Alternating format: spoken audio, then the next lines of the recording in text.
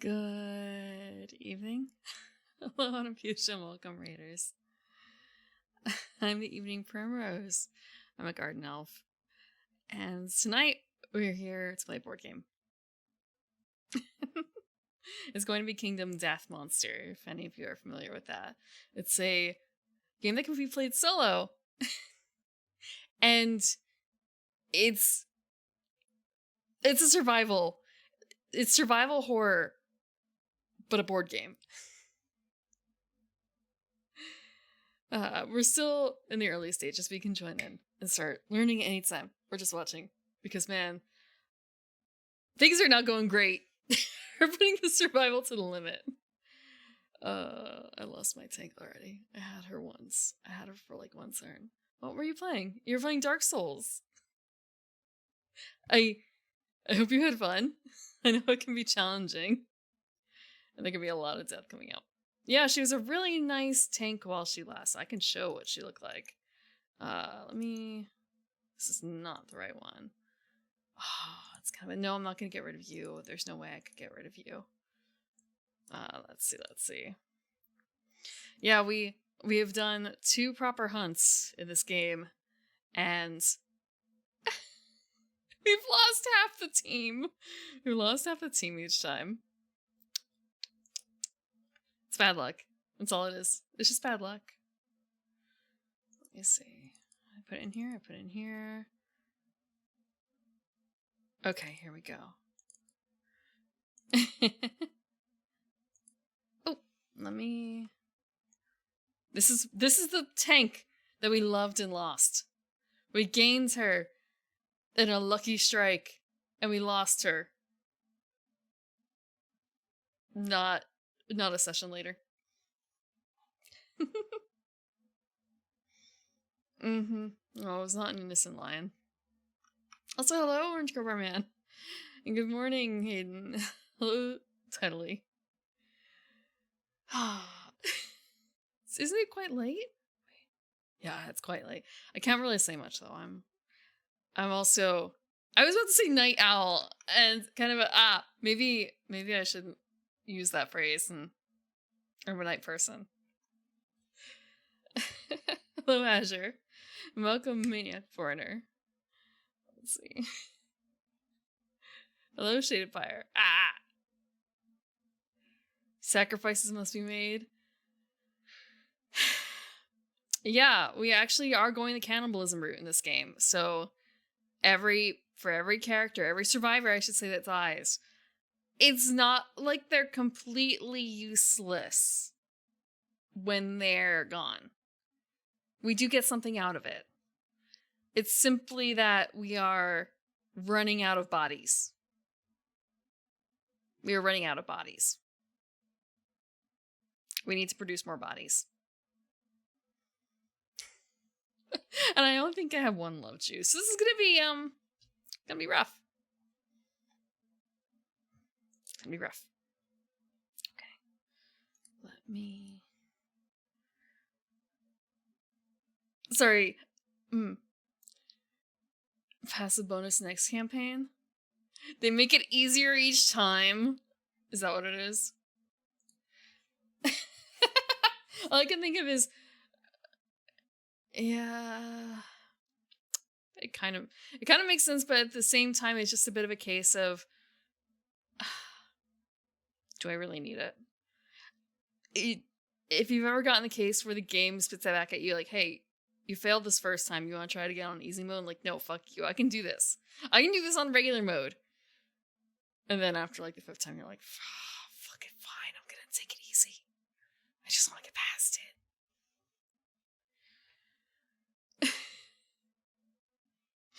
The passive boosts do not make much of a difference. Fuck. Guess we'll see if we need it. Maybe we'll get really lucky. Let me move it over, though, to the game so you can see what... Oh, wait, wrong thing. Over here. This is the game itself, although I still have it actually partly set up after the White Lion. That's our death state for the White Lion there. And this is the field that we battled upon. This is the field. And we ended after dealing with the spoils, sort of. I took vague notes. Post spoils, pre-settlement. So looking at the list here, I did add the Caterium, and this is our list of spoils. And I feel like I was gonna say, man, this looks a little small, and then I realized no, actually these are stacked. So I have 4 monster hides, 3 white furs, a sinew, 2 monster bones, a shimmering mane, a question mark. Look at that delicious question mark.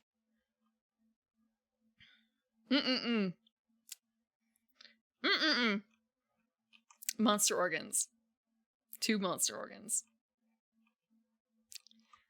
Let me also put on the music. I also messed with the audio settings, so I unfortunately wasn't able to rename the tracks in my recording, but that shouldn't matter too much, and I can relabel it later anyway if I so desire.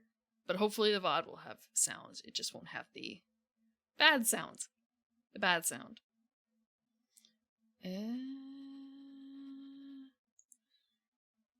Every time I put on Kingdom Death sound track, and it's kind of a it comes up with something in the soundtrack that sounds like awful.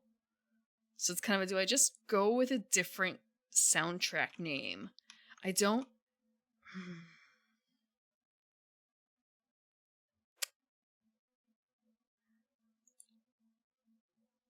Looking at what Spotify is suggesting, Social Simulation Gaming Instrumental Friday, because I forgot to strike the Stardew Valley soundtrack off my influence my music history notes. Fuck. So because for the past every other week at this time I listen to this to Stardew Valley, it thinks that I really like Stardew Valley. Can I fuck, I can't tell it to not listen to strike it from my interests. Oh no. Oh no. I do not want Agrarian Core every week. I do not want Agrarian Core. Granted, I have to be honest with you, I've listened to approximately 6 songs for the past entire week. That wasn't on stream. Only 6 songs. Not even I'm learning how to sing them or anything. It's just feeling a mood. Feeling a mood. I guess maybe 7 songs actually, looking through it. So we'll figure out what album. It's not even an album. It's not an album. It's just 4 songs for a character playlist, and trying to get into the groove of that a little bit. For a campaign potentially. And then another song or 2 because I remembered that they existed and I wanted to listen to them. And so I kind of forgot that I had it on repeat from the previous album. And it went from there.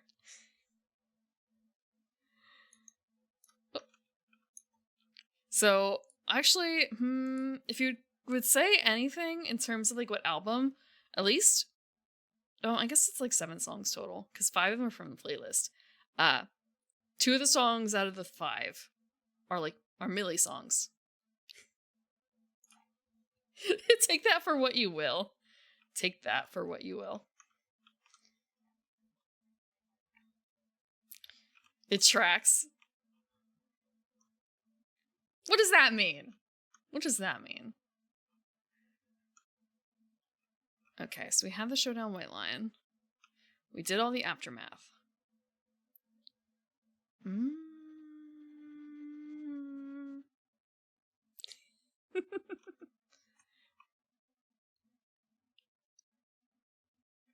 I actually don't know if I know a single Def Leppard song.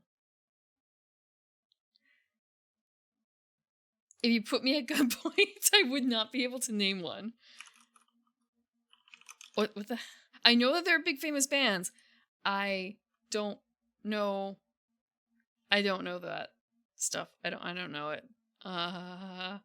What is their most famous song? Is the name of the song Rock of Ages? Wait, oh, okay, yeah, I know Pour Some Sugar on Me. I know Pour Some Sugar on Me, that's about it. Only because I remember going with my sister and some of her friends to in California in the Universal Studios. You can go outside of Universal Studios and go to like restaurants right outside the entrance area. So we had brunch there, and there were these two guys who were going around the open air restaurant who were paid to be musicians, and you could pay them like tip money to sing whatever song. So one of them paid like $25 for them to sing Pour Some Sugar on Me, so they wouldn't have to keep singing Sweet Home Alabama, because that was the most popular song I think at the time.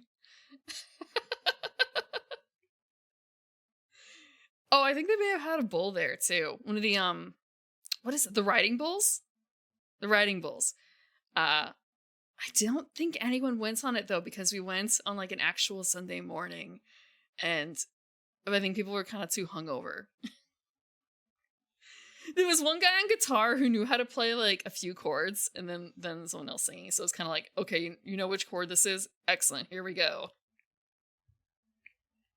I think they may have asked, the friends may have asked, like, hey, what's a song that you guys enjoy doing, but you don't get asked to do often? It was that. So yeah, like acoustic guitar accompaniment, singing Pour Some Sugar on Me. But I don't actually know anything more than that one line from it.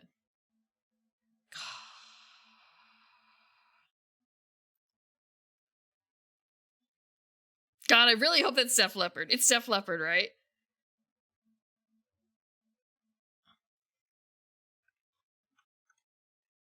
It is? Okay. Just... yeah, I don't know Rock of Ages. Maybe I hear it and recognize it, but otherwise I don't know. Yeah, no, not the rest of these, damn.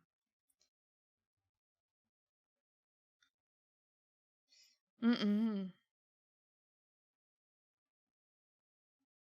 Mm-mm. Make Love Like a Man? What? Let's Get Rocked? 20th Century Boy.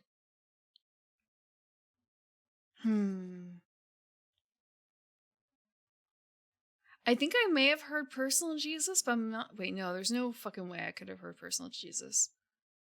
Oh, okay, yeah, no, I heard Personal Jesus by a different group. But I guess they covered it. Rock of Ages is also musical. You're speaking my language. Unfortunately, I only have like an elementary school. I'm sorry, this is me shaking my water bottle. Because it has a little bit of not water in it. So I'm trying to get it nice and mixed. I just realized like, I have no idea what that sounds like in the mic. You're speaking my language, but I only have an elementary school remembrance of the language. I'm hydrating. I am attempting to hydrate. Manson is the popular personal Jesus. Let me check. I know this should be game time, but real quick. What is it? If I just look up Jesus in here, what comes up? No, it's the Depeche Mode one. That is my brother's. And he wasn't very much of a Marilyn Manson sort of person. Yeah. I have 2 copies that are different sizes. Why?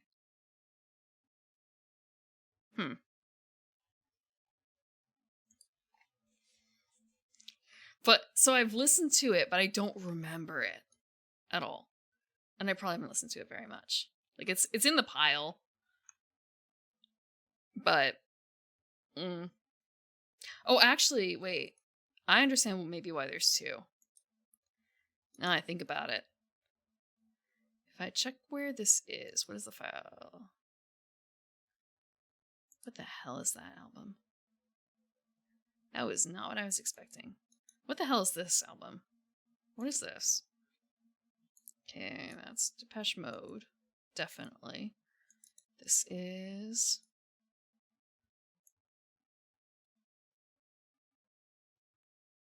Again, okay, yeah, I have like 3 copies of the song. I have 3 copies of it for some reason.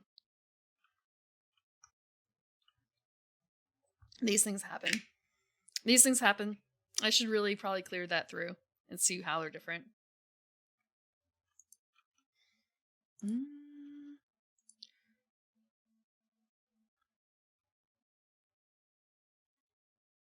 Hmm.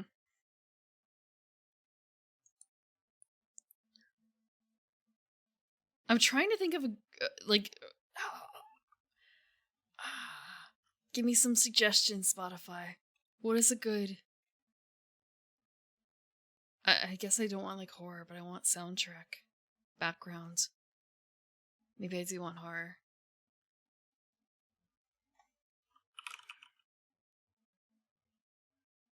Horror fiction is a genre.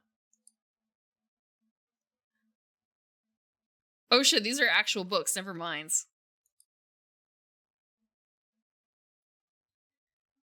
Huh.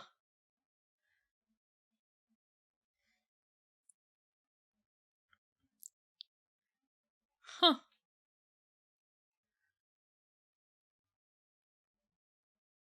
There is just a horror mix.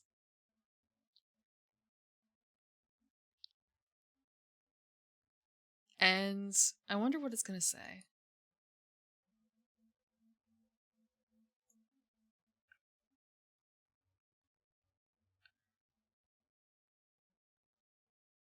We'll run with it for now. We'll run with it.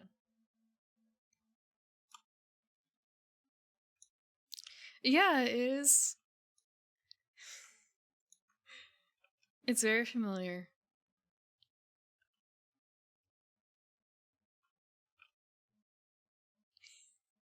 Hmm?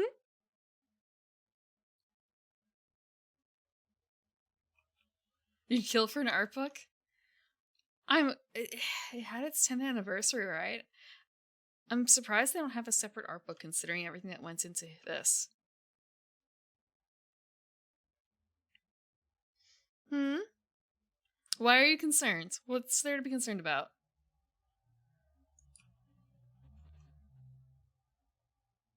With all the info? The thing is, this game does start... Okay, one thing that's very nice about this entire setup is this is a tabletop simulator mod that someone made, and it automates a whole bunch of stuff. I know that there's a lot of moving pieces in here, but honestly, you could play this with a group of 4 people. Theoretically, you could have 5 if you want someone to like run the monster consistently, to like basically be DM. But otherwise, with 4 people all playing, you could basically have someone being like DMPCing. Except, I shouldn't say DMPCing. Doing a lot of the rules stuff. And then you only having to worry about your particular character and like chiming in for some decisions. But yeah, the automation here helps a lot. A lot. And also it's free to try out. One of the expansions is almost ready for release. I'd ask which one, but I wouldn't know really anything about it. I'm not up to date on any of the stuff in there.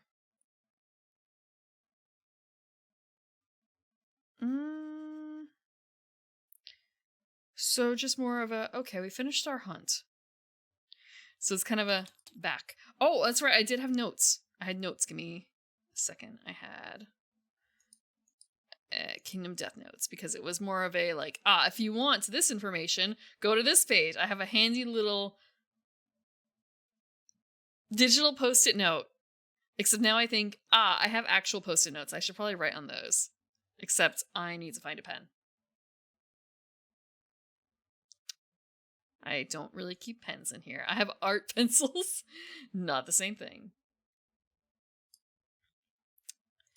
Okay, so we go to page 30 or so.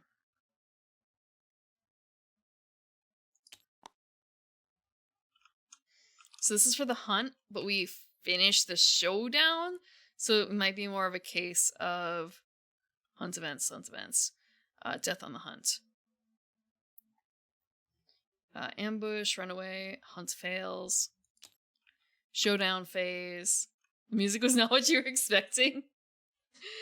Horror mix. So they tried to find horror music that they thought I would like. So I guess this is kind of more of a mix of the shit that I've been listening to otherwise. And it has a really interesting concept of what I listen to. I fixed it. I fixed it right as you did that. I tried. I fixed it right as you did that. The art.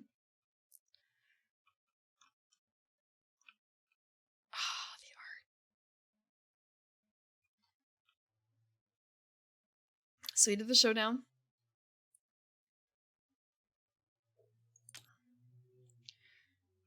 Showdown round. Pumpkin swing.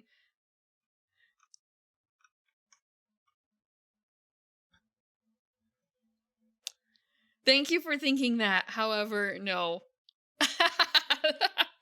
No, I would say it's not even as highbrow as that. Thank you, Napatu, for the follow.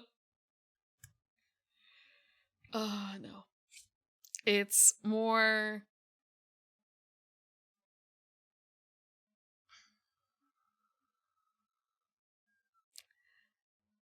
weebcore? I might think that might be the best way to put it. Yeah.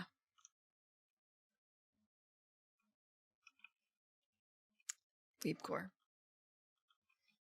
But probably like a good couple years out of date, to be honest. Rent-free in the spine. Mm-hmm. Why? You should... I'm a VTuber. There's some things that you can't leave behind. There's some things you can't leave behind.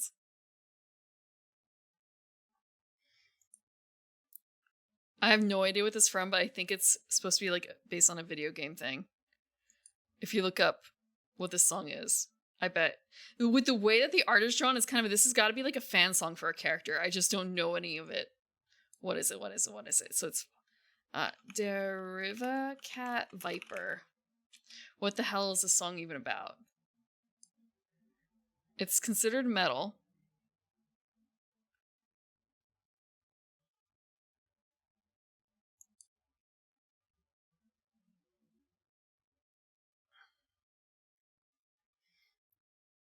It's upper left corner. I have the name and the artist. Name is in quotes.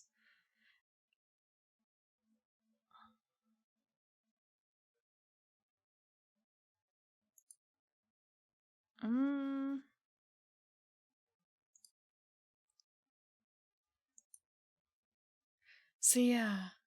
Yeah, it's considered metal for some reason.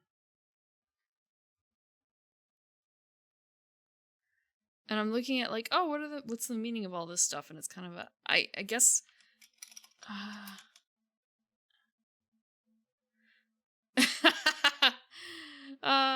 yes, like the new class. Like the new class. Oh, wait, it's a Valorant thing. It's a Valorant thing. I don't know Valorant though.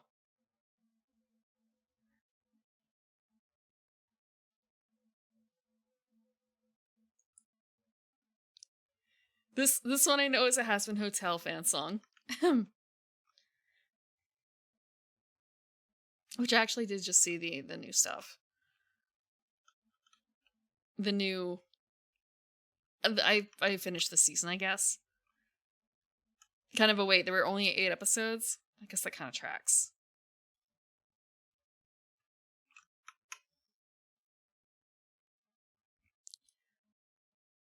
Let's see. We took care of all this information.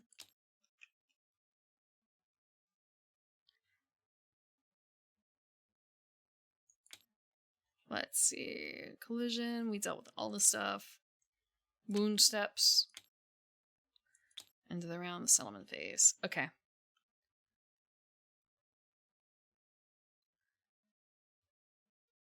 The one bad thing about this is I can hear all the lyrics and they're all in English, and therefore it's really distracting.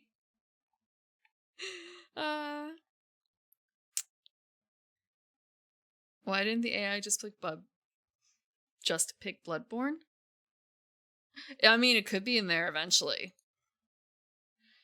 I don't know what some of these things are. I see another has-been one. I see...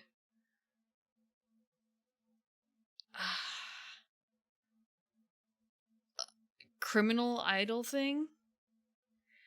I see an Asylum song. An Evelyn song.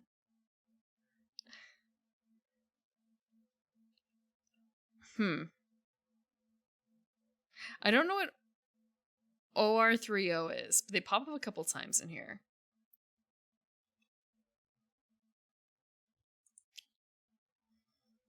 Lindsay, I'm gonna raise the price.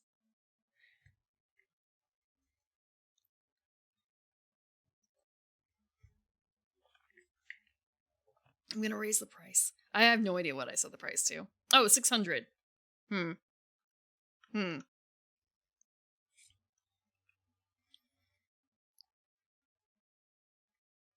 see.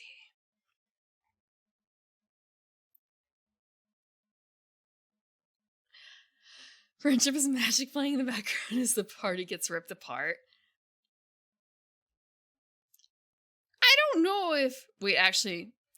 I can't say for certain that Friendship is Magic won't show up in here, just because there... A year or two ago, like one of the first... I think the very first year that I listened to Spotify, and I used Spotify for music, it inserted some My Little Pony song I didn't know. I didn't know it was from My Little Pony, but it snuck into my top 5. So just sort of a... Yeah, you never know what can pop up.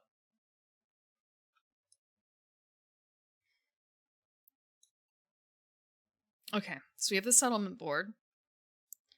Because I'm pretty certain that that's... over here somewhere. Like one of these is the settlement board. It's gotta be. Like this entire side is all settlement shit. Oh, shit.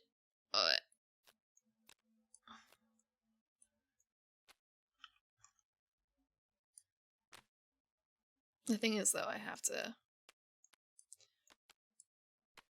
start flipping things around.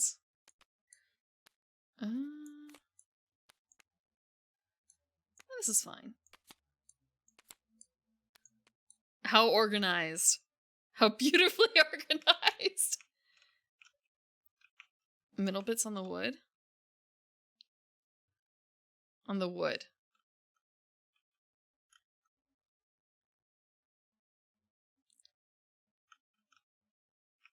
Right side on the wood. You mean over here?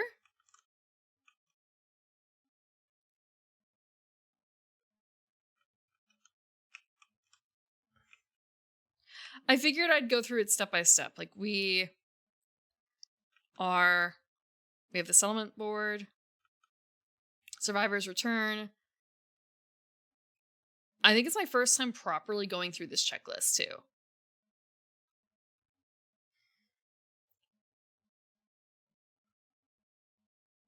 Is it still living tombstone? Each settlement has a double-sided record sheet. Okay, we have that somewhere lying around. I trust the dev. Shuffle all settlement cards and place them face down in the play area. Settlement locations. Settlement innovations. Principles. Innovation deck.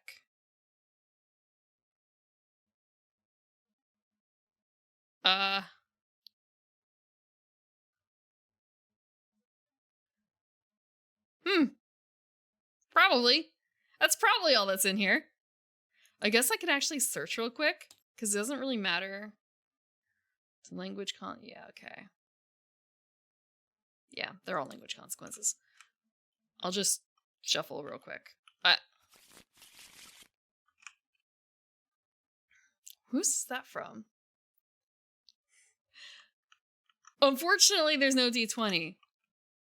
Or rather, that's not the common die that we use here. It's a D10.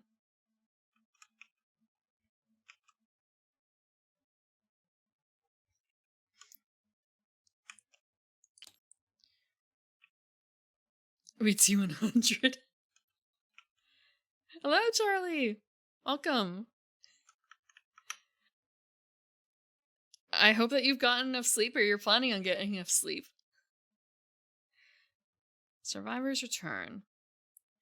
When survivors return to the settlement, their injuries are healed. Erase any filled light or heavy injury levels. Remove all tokens from survivors. Okay. Can I just, like, trash them? I probably can. Jesus. I know that they're dead. It's just sad. It's just so sad. Okay, so no brain damage.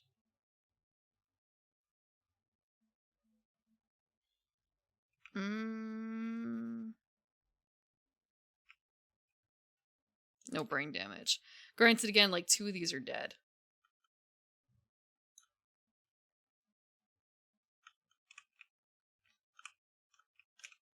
It really is it, isn't it? Yeah, it is! Permanent injuries. Survival and sanity do not automatically replenish. Their values persist until they are changed by gameplay. Yeah, brain damage is actually usually how, like, well, actually, no. How some of them have died, how head damage, like head trauma is another, and also torso trauma.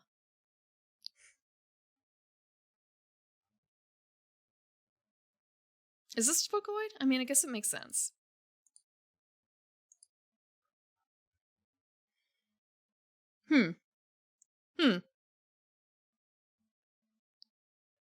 Yeah, it's Vocaloid. It's possible to have no returning survivors, of all survivors perishing to hunt or showdown. It is a neat game so far.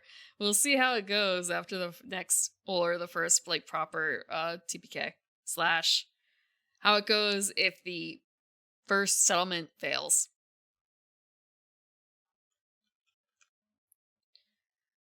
Gain endeavors. Endeavors are the generative energy of returning survivors. So we have 2 endeavors. I believe it's these 2. Yeah, green and white survive. I know they don't actually belong here, but I'm just gonna pop them here for a note to myself. Everything in this game, okay, they're all squishy meat sacks, as far as I'm aware. However, actually, even the lion's not, like, super squishy. The lion's actually quite muscly, I suppose. But there are some fat sacks there. Or, like, meat sacks. I mean, we did come away from it with a whole bunch of, like, organs and fur and a mane and stuff.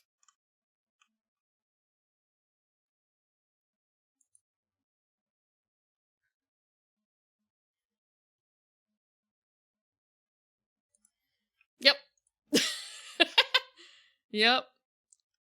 It's rotten. Hi, how are you doing?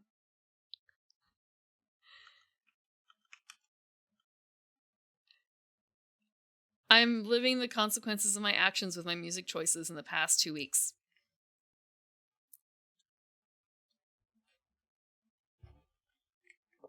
This is what Spotify thinks I mean when I ask for horror.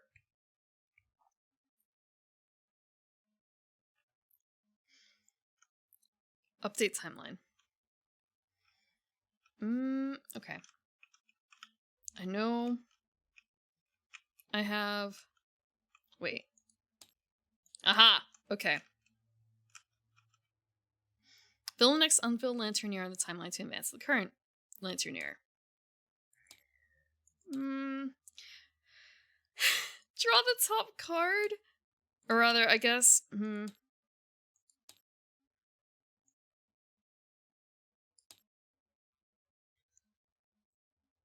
Meat and marrow? SE. Draw the top card of the settlement event deck and perform its rules. It's like we have this. Does the event run before the card? I'm just going to read up ahead a little bit to see if it does.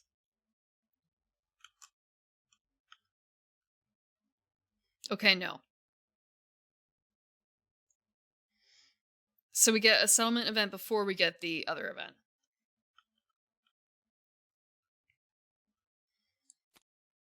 Let's perform the rules of this, whatever we drew. Dark Trader. A corpulent man reclines on a chair carried on the backs of 4 cloaked men. He offers to sell the settlement many amazing treasures. Each item may be purchased once. A strange brew.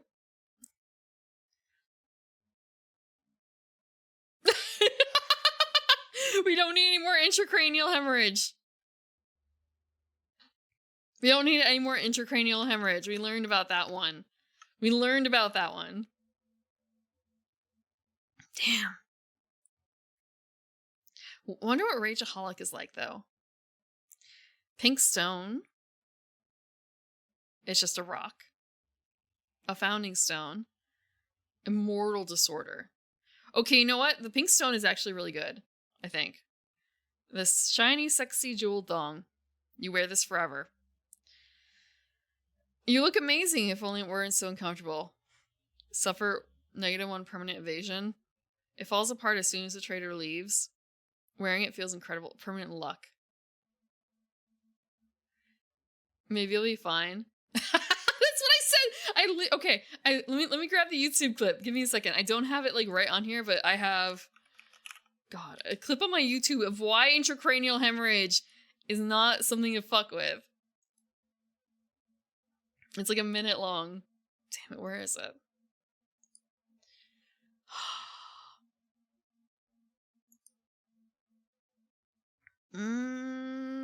It's short. Fuck. Where did I put it? Can I get a link?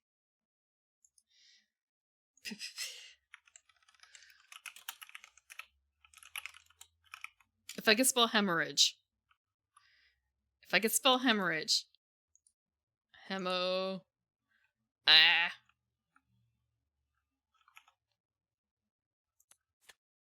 Hemorrhage.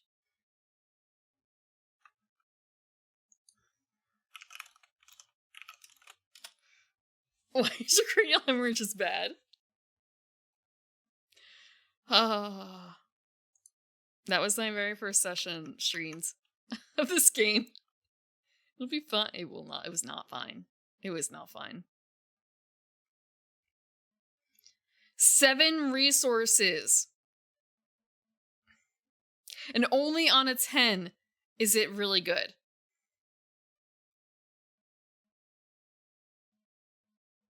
I don't know if we can do that. Like, we have a lot of resources, but at the same time...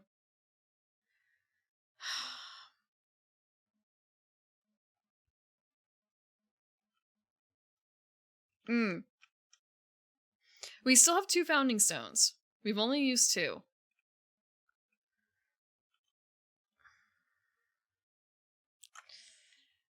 So, like, we don't need it, you know?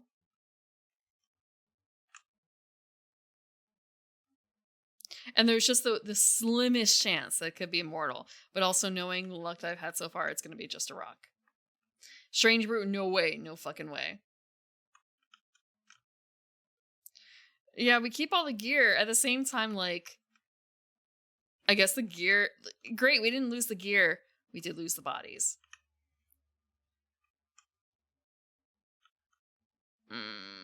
Okay, 2 resources. Looking at what we're able to build...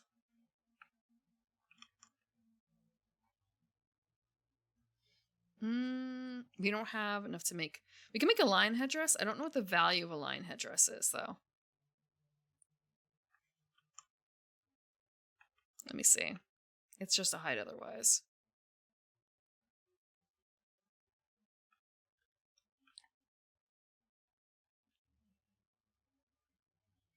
Lion beast cutter? So we don't have any lion claws. We didn't get lucky enough. Keep it. I was planning on just using like regular monster hides for the trade.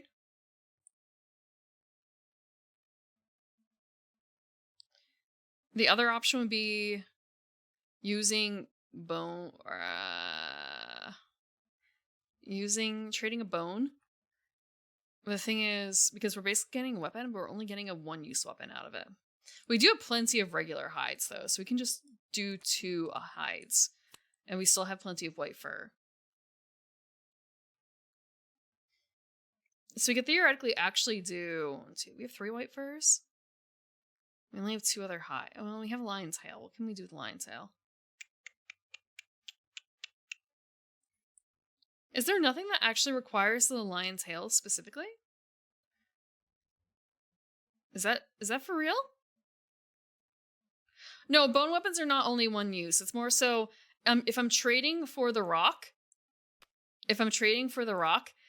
there's a very good chance that it's just going to be a one-time use item. It's the founding stone, or not. I shouldn't say it's not one-time use, but like I'm hoping to outfit my guys with stuff that's better than the founding stone. But the founding stone is at least 1 automatic crit. So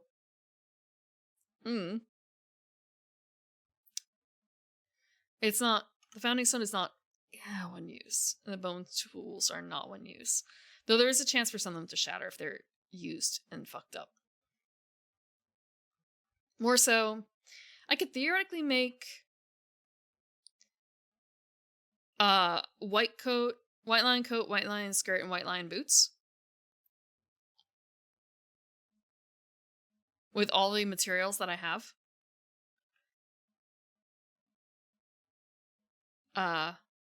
I'd be 1 white fur short of the gauntlets. I could do the gauntlets.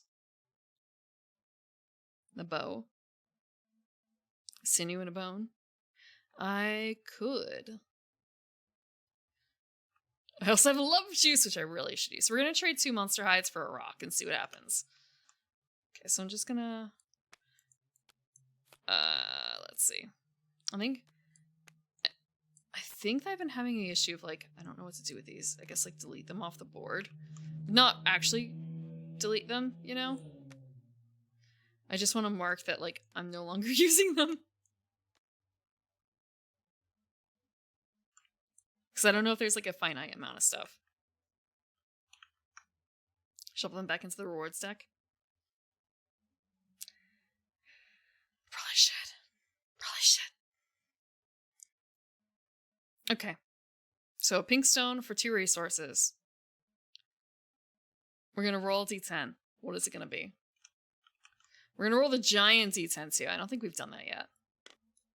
God, it's big.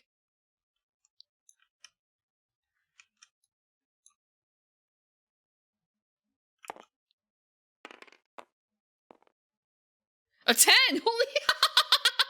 That's immortality! That's good, right? That's immortality?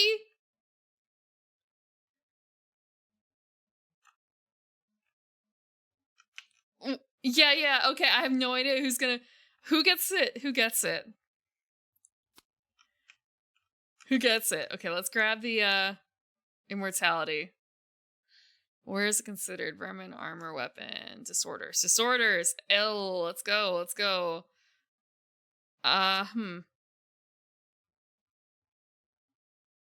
The name check. They're all names. They're all names.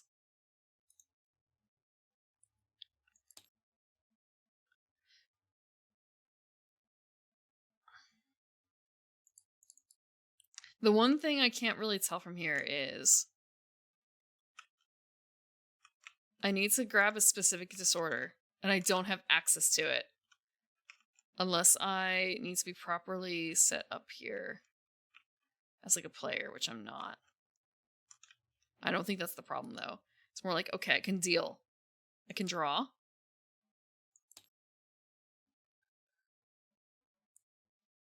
It won't let me search. Search is not an option here.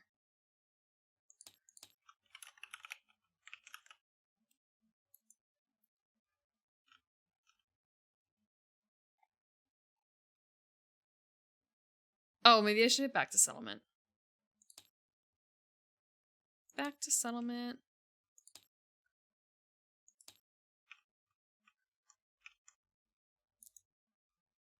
Yeah, I realized in the previous game that maybe it's something to do with the fact that I'm not assigned to a spot or something like that.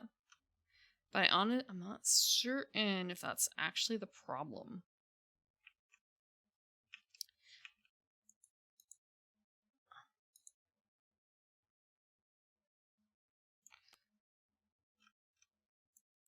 Oh, because it's just a stack. I'm just ripping out a stack.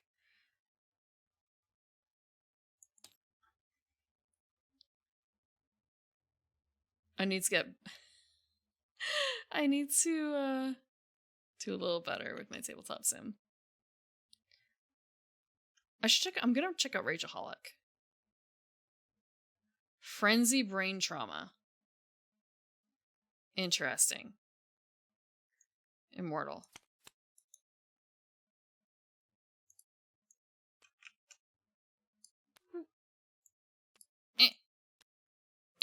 Okay, fine. I'll just delete it.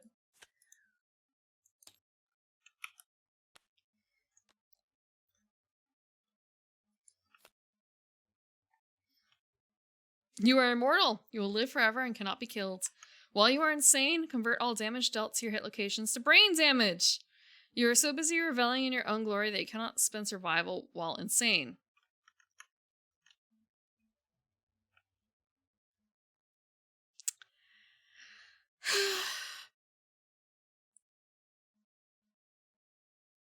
That's bad, isn't it? Damn. Just wait, just thinking about this, like, while you are insane, it all becomes brain damage. But wait, no, so you want to be really fucking okay, never mind. Brain damage, but you're insane. So okay, I see, I get it. Damn. Okay. So who gets this is gonna be the question of the night. Who becomes immortal? Our choices. We have Gallifreed, Primzigo, Sifs, Chat, Headache, and Vetch, and the rest are unnamed. Who do I want to build for it? No one's got anything like really good though. Like everyone who had good shit died. Oh, Sifs died. Okay. Chat died. Headache died. Someone else died too. Gween died. Yeah, Gween died. I'm gonna unlock this. I think it's locked. It's not locked? Eh.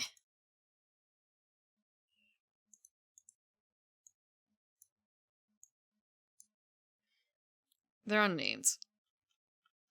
Can you be named and then be immortal? Technically, yes. Is there a way to reorganize these so I can move the dead ones toward the bottom? Because, or towards the front, just because I'm losing a little bit of track in terms of, like... Oh, I can, I think. Because this is, like, moving them to the side. Okay, I'm gonna move the dead ones to the front. It's easier that way.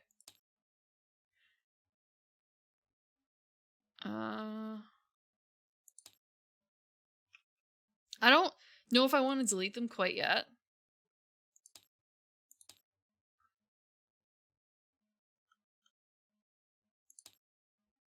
Actually, you know what?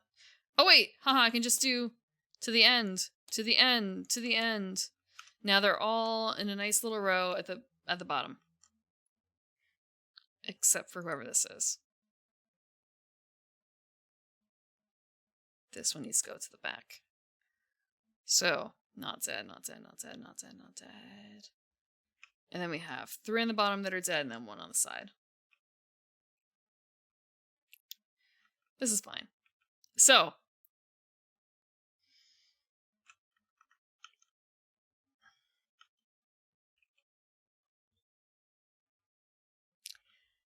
I also want to say that just because you have special stuff attached to you doesn't mean you're going to survive. Because Gween had all this shit going for her. She even had a cool title. She got Scatman title.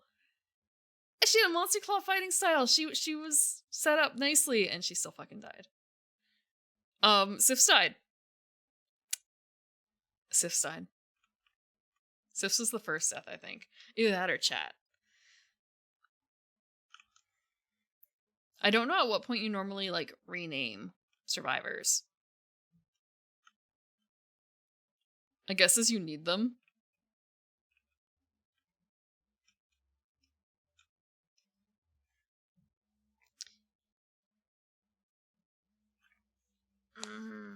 Primsy go bits.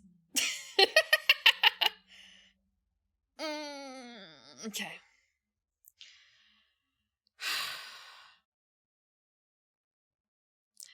For a second, I thought I had a skip hunt thing, but I guess I don't. Okay, we'll give her Immortal. We'll give her Immortal.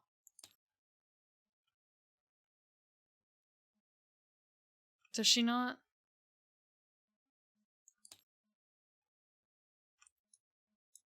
Does she not go back to the settlement? Damn. Actually, for the permanent tokens, I was supposed to probably remove those too, because, let's see.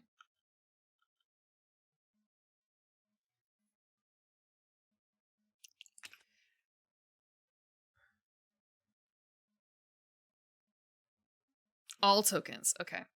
So she actually has this removed too. Making sure.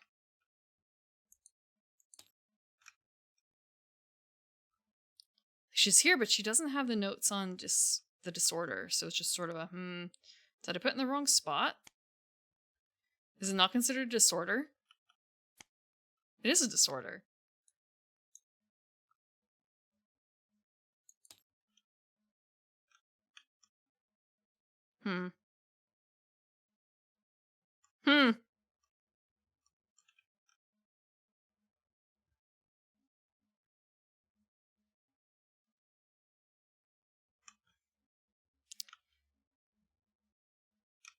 But it did... Oh, she is here.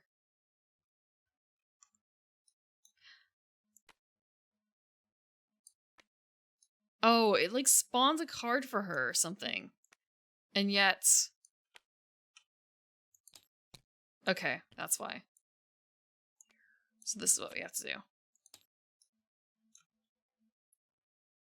There we go. There she has Immortal attached. This is what I was looking for.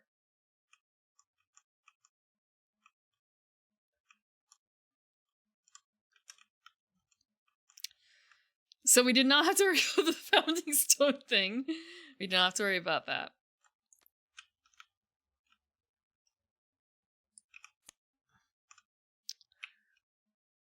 That was the general settlements events. Next up is lingering effects. Oh, actually, no, it's just a settlement event, like how to deal with things. Crafting recipes.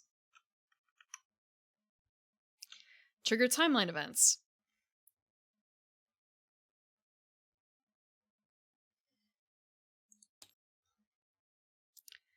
So that counts as this, I bet. Like, this is the timeline. Endless screams. A scream pierces the silence around the settlements. As the noise fades, a chorus of horror rises up in answer. It's a screaming antelope? Is that it? I'm looking at the art and then looking at this piece. I know that there's a screaming antelope. So that's all I can think of. And I did hear that it was White Lion, Screaming Antelope, then the Butcher, I think. I could be wrong about the order, though. Like, there might be something between the Screaming Antelope and the Butcher, but I feel like you hunt things multiple times before you move on to, like, the next thing. The settlement erupts into chaos, trying to comprehend the source of the terrible wail. You may now hunt the Screaming Antelope. Add it to the quarry list on the settlement record sheet. Nominate a single survivor to stand amidst the madness. They gain +1 courage and become the voice of reason. Screaming Antelope.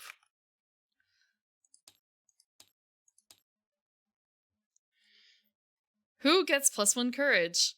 Who is the voice of reason? Who among you is a voice of reason? Gallifrey has been skipping hunt. Rui? I think if they die, they're no longer immortal. Therefore, everything's fine.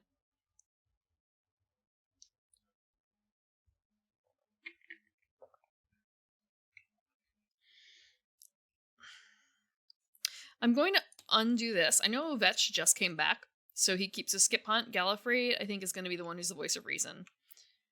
Since he did... Oh shit, what does he get out of that? I'm also wondering if this is... Okay, +1 courage. I think he already has a courage. Yeah, it'll be his second courage. And I feel like that's not a bad thing to, like, have him kind of, like, stack up the courage. Yeah, Gallifrey is the voice of reason.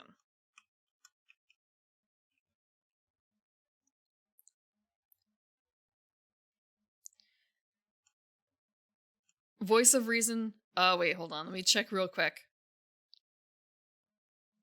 Mm-hmm.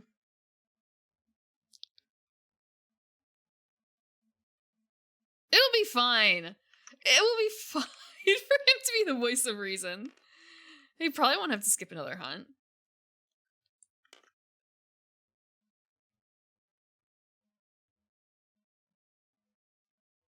Is this about...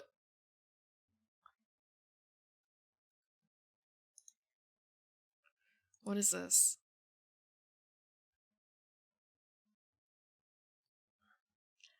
Ah, okay, it is a song about that.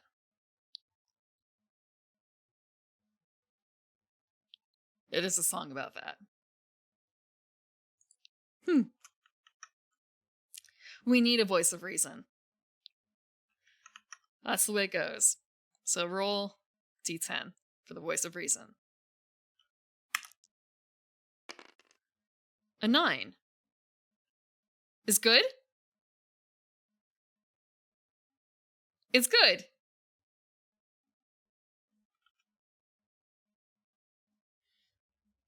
The survivor stands firm in the face of the screaming unknown. Slow and strong words change the settlement's fear into tingling excitement. After all, the endless screams might be an opportunity to gain knowledge and harness the darkness. The survivor gains the Orator of Death fighting art. Returning survivors gain +2 insanity.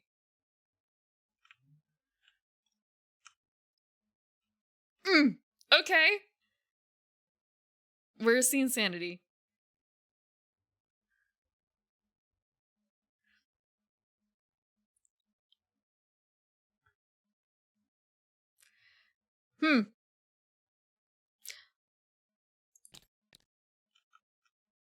I know it's brain armor. It's more... Oh, wait. Okay, I see. I'm gonna drop it. No, I didn't mean to do that. Okay, making sure. I just couldn't remember exactly where that... Like, I was looking for insanity and not brain.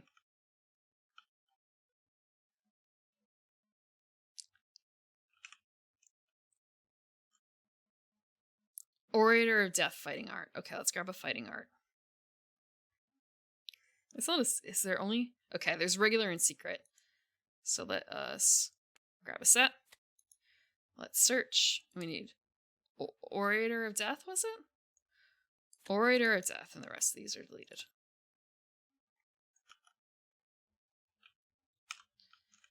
And that's gonna go on... It's gonna go on Gallifrey. We'll spawn Gallifrey.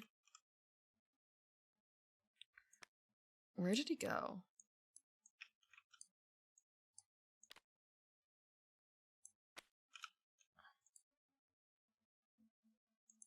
Okay, there we go.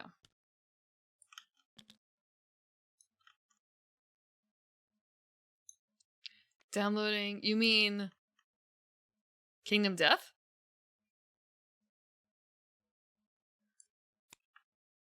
Or are you talking about...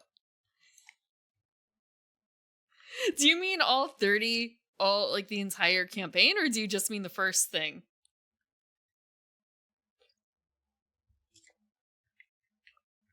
Do you feel lucky, Alka? Are you a lucky person?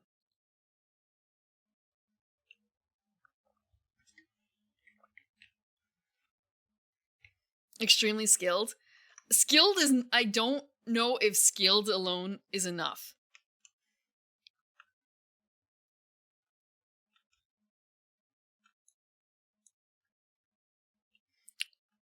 I've heard a lot of people crash against the fourth year events.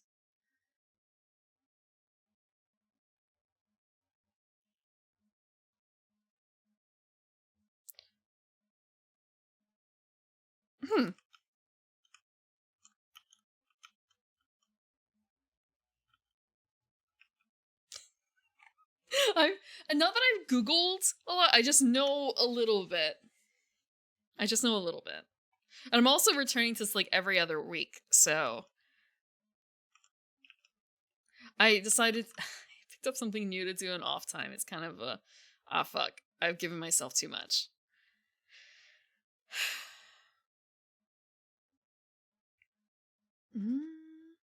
So that's it for that. Oh, no, we don't get that.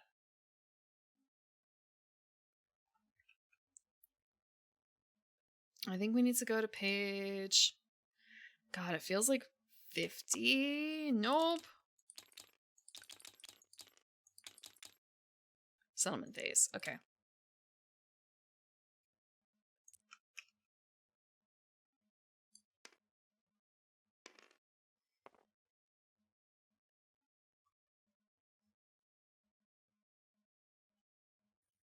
So we did the timeline event. Endless Screams.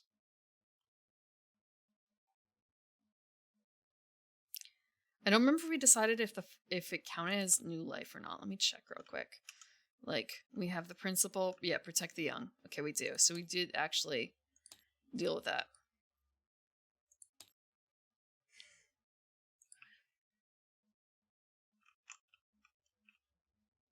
Okay.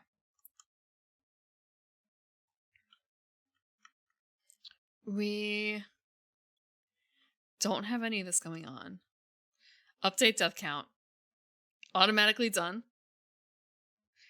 Check milestones. We have no milestone events that have happened. There's only 2 left, I think. Develop.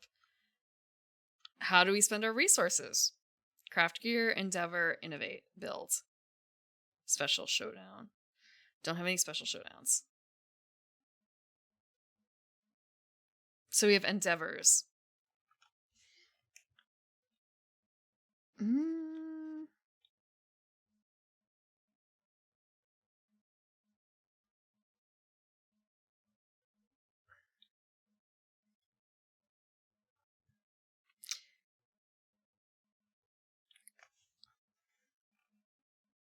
There was only one choice.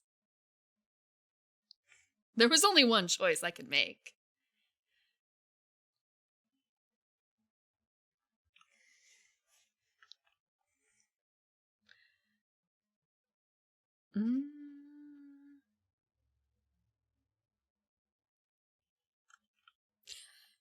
Not first harvest?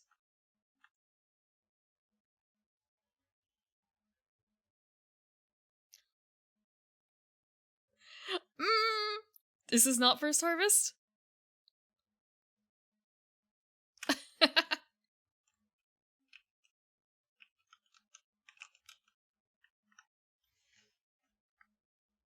It wasn't the grieving, that's for sure.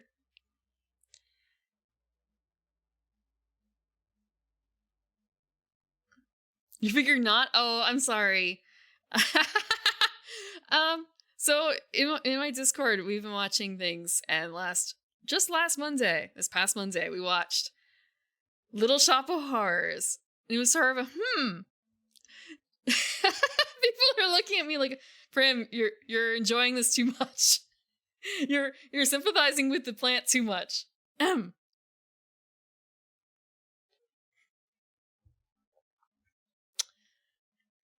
Mm-hmm.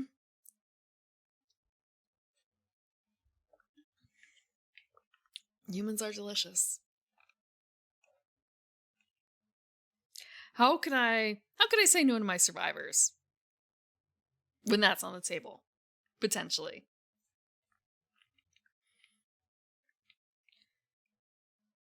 Oh, it's a song. Okay. I don't think this is horror. Huh. Maybe I guess from perspective.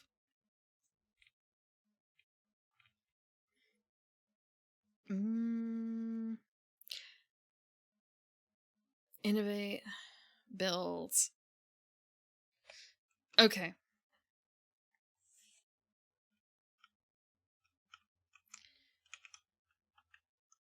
So it's kind of a... We really, really should create new survivors. I want to say there is a chance, again, that we lose them. However, what are really the chances that will happen again? Yeah. We're gonna archive this to intimacy. So that counts as...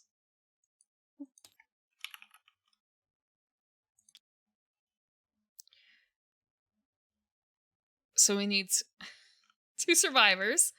Who's it going to be?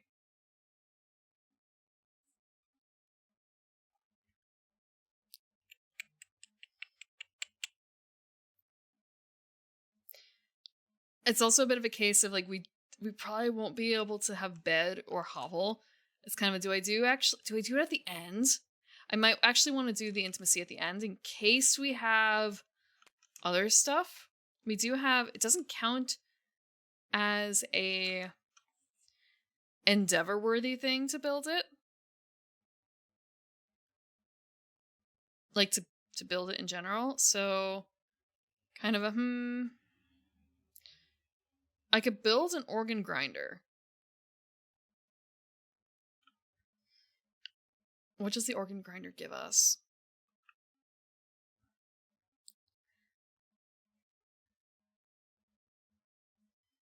Probably a good thing to build. Man, it would have been nice if I had that acanthus. If I'd actually gotten it.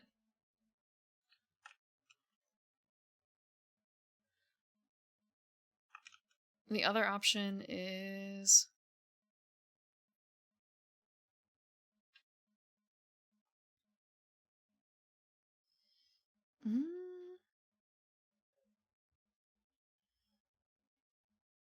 This is kind of worrisome in the future, this exhausted lantern horde. I'll pretend I haven't seen that.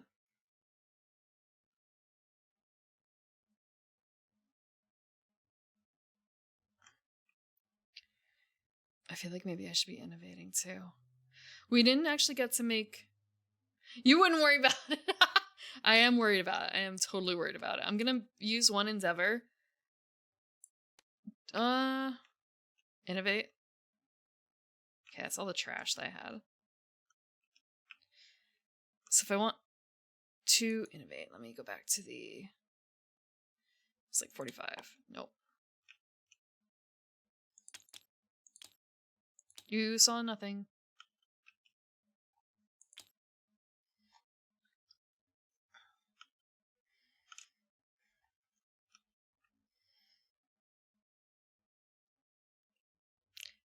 I can spend one endeavor to do this.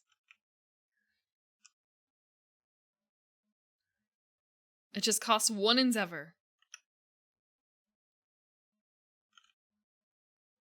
Or does it cost an endeavor and in one of each? Fuck.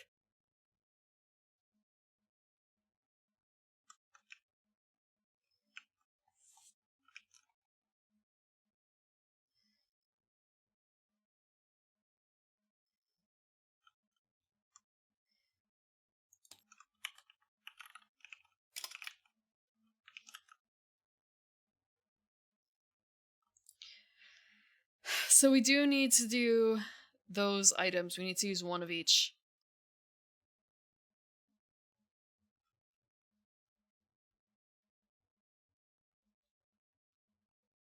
We have to actually do one of each. That's how you read the card.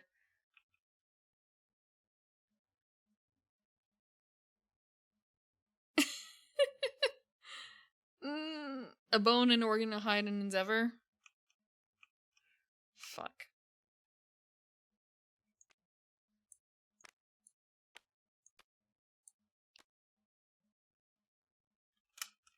Like, that's how I'm reading the card.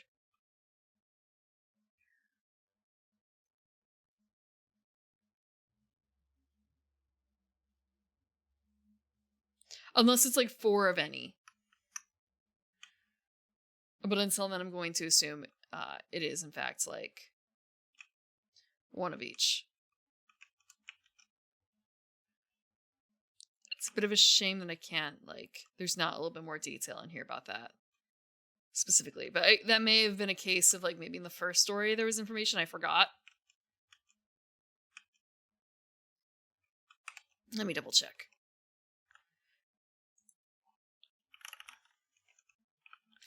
Wait, is this about the Miku song playing in the background?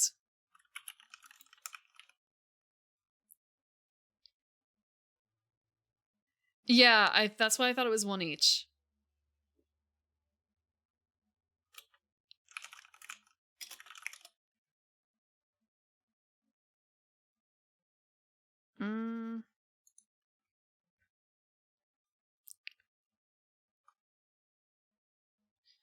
It's one of all of them. It's one of all of them.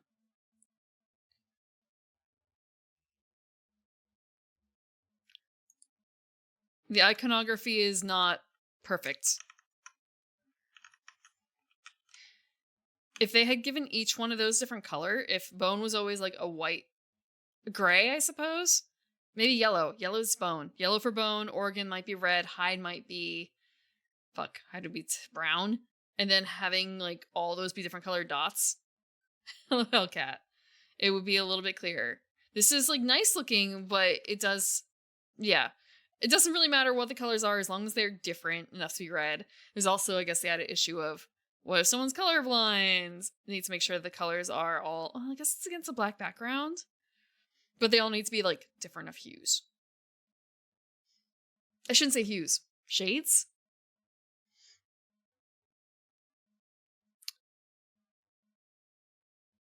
Yeah, actually, if they had more simplified versions of it. I forgot that one of the more important rules, never rely on only color. Never rely on only color, and actually that's kind of bad. The art in this game really good. The relying only on color for some things is not great.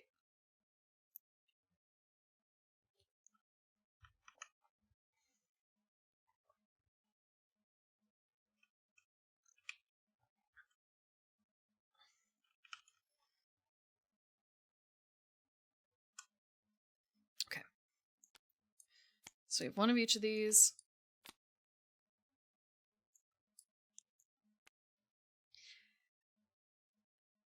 It may look good, but it doesn't give the appropriate information, which is bad.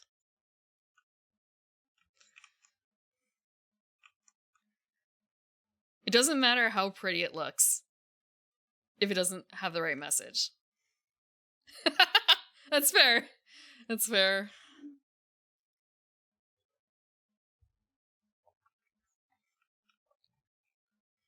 Like, they do a bunch of other things well.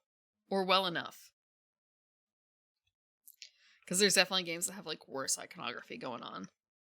Or worse, like, setup stuff. I mean, it's, okay, setup I actually really shouldn't be talking about since I have never physically set this up, and I'm sure it's a monster. Just more so, the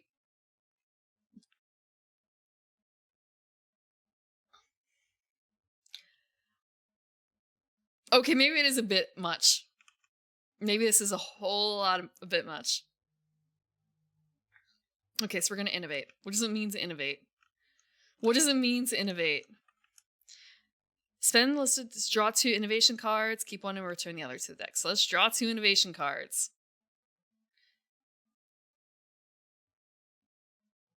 From the innovation deck.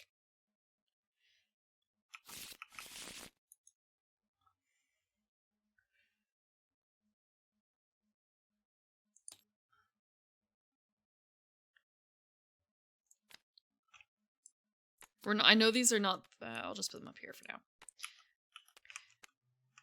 We can have drums or symposium. Music or education. You drum alone, gain insanity. Gain survival. Rhythm chaser fighting art or synchronized strike secret fighting art. Add drum consequences to the innovation deck. Or symposium. Survival limit +1. When a survivor innovates, draws an additional 2 innovation cards to choose from. Symposium consequences.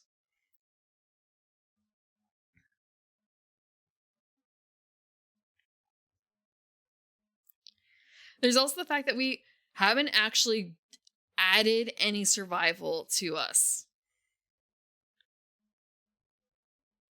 Which is bad.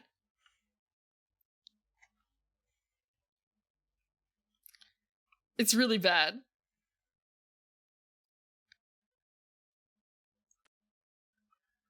So I think we're gonna put this back in like shuffle again. So we are going to add drum consequences to the deck.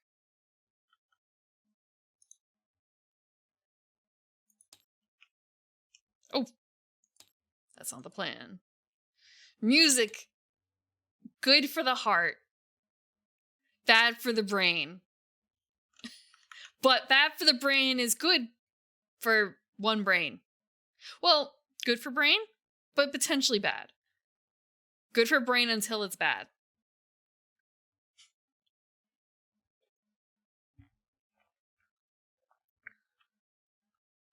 Okay, so Song of the Brave is a thing that we'll worry about. I don't know how many of these there will be.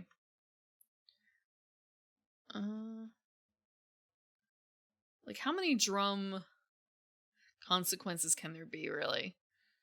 How many consequences can there be to drum? Oh, hey! Here's another drum consequence.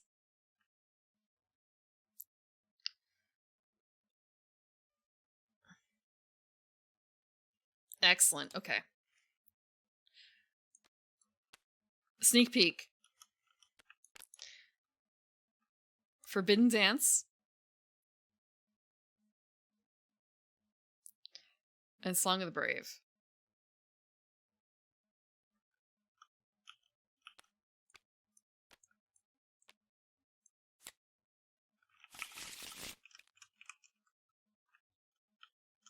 A complicated affair.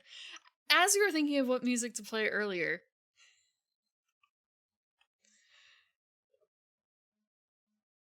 so by spending Endeavor, you get to do one of those things.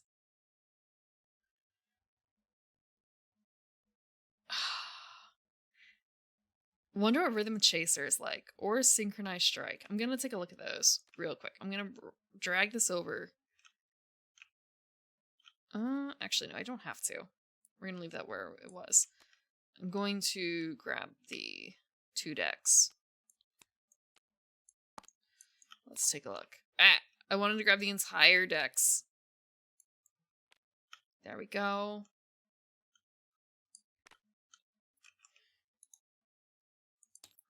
So what I need was Rhythm Chaser, Synchronized Strike.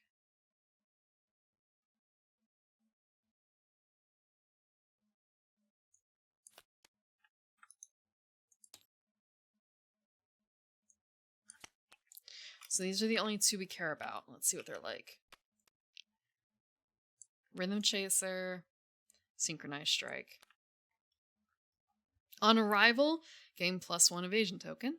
When you are knocked down, if you don't have an instrument in your gear grid, remove all +1 evasion tokens. Rhythm Chaser cannot be used if there is any heavy gear in your grid. So you really are dancing to the beat of your own instrument there.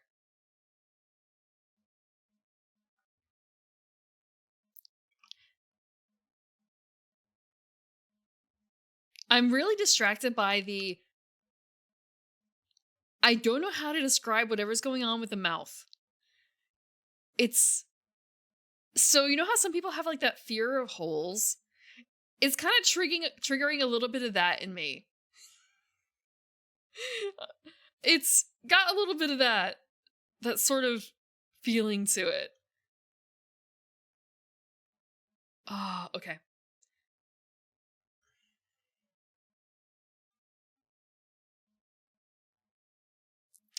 With flawless coordination, you strike as one.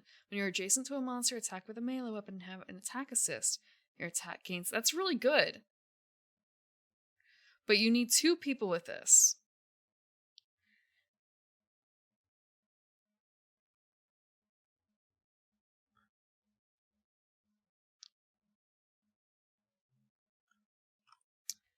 That's really neat. But that's a tall order. And it doesn't pay off until 2 people have it.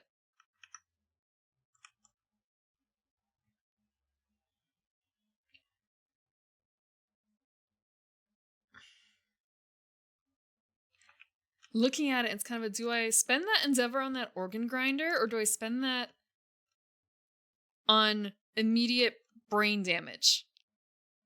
Or rather, insanity? The endeavor? We don't need to use the endeavor to use the love juice, do we? We just have to use the love juice.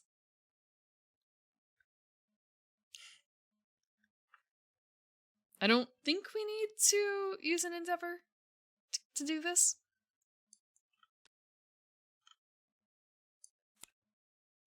Yeah, it's really between organ grinder or brain damage. But brain damage is like a temporary thing, but damn, if it keeps my person alive. Yeah, this is not horror anymore. The music.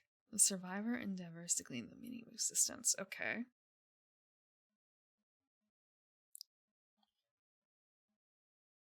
Augury is real nice. The augury would be real nice.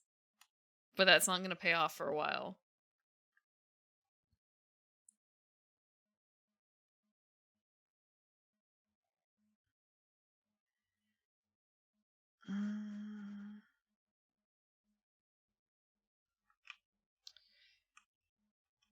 We're going to spend the endeavor on bone beats for now. They'll get insanity.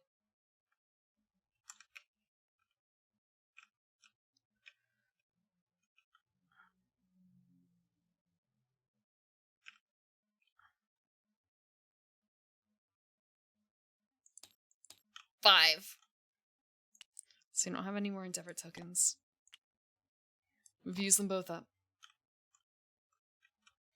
And so will all your lives.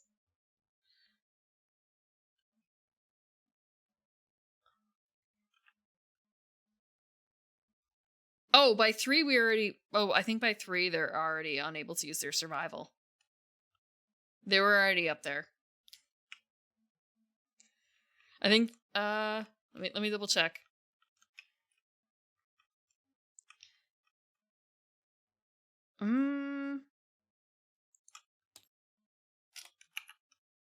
Okay, we can't look it up. I'm pretty certain it's 3. I know it's 5 bleeding tokens and you're dead.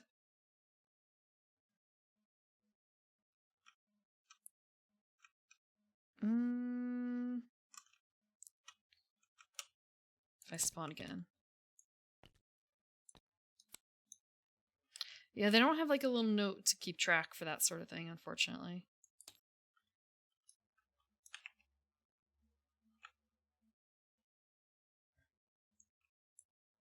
Yes, I believe they can still die from bleeding.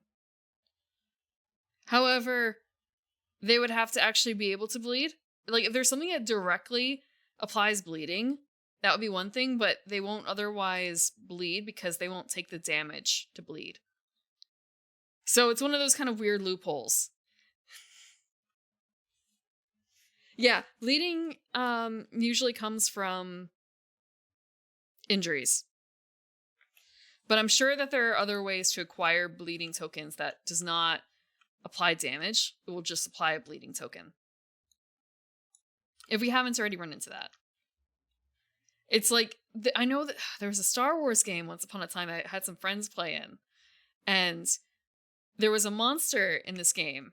It was a very unusual Star Wars RPG in that, or I shouldn't say a very unusual Star Wars RPG. It was a Star Wars RPG that had I think, special die associated with it. And I know that they were fighting a monster in the game that was not supposed to be defeatable at their level by far. But one of them was running some sort of like weird crit build, and they ended up critting the monster to death. Like, they could not inflict regular damage; they could only inflict like crits or something like that. Breaking. They didn't fully break the game, but I guess that's what happens when you build Wookiee ninjas. They just use the rules of the game. I don't think that they had any. I wasn't playing it, so I only heard like secondhand. Ow. It's not exactly we'll need time, but thank you for the 100 bits code, Jason. We're bullying the survivors, sort of. One of them is okay, I'll fix the posture. Also, thank you. I missed the earlier 7 minutes to follow. I think I was trying to debate on like drums. I'm sitting up now. Wait, this is Vox's song?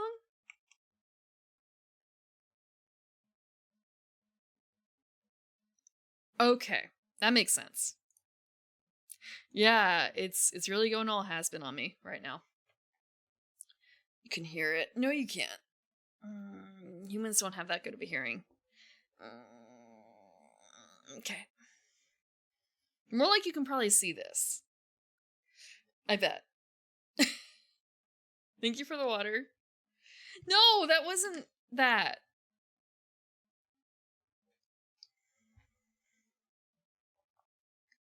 Thank you for the water. No. I'm sure you don't have good enough hearing for that. I really should be paying attention more so about like how like you can see a bit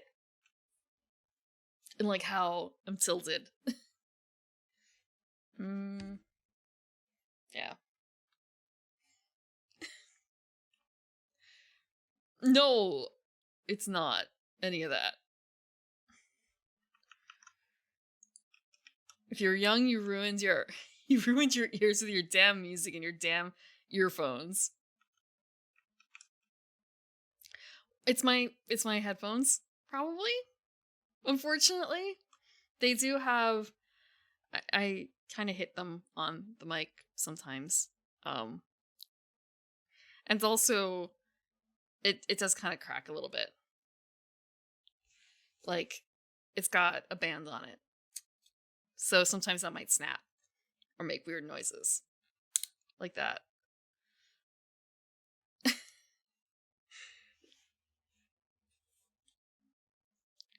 You didn't listen to music? Not a single song? So if I asked you to name a Def Leppard song, you wouldn't be able to? Because how do you know what music is? Did you only listen to music once you were a man? Fuck is Detailed Leopard? Def Leppard. I know a single song by them.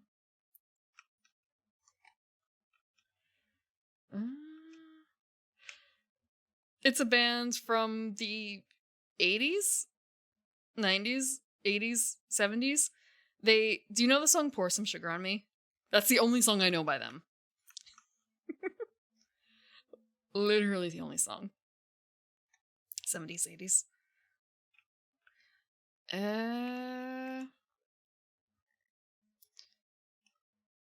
So we spent our endeavors now. All we have to do is craft. Now it's a case of what do we craft?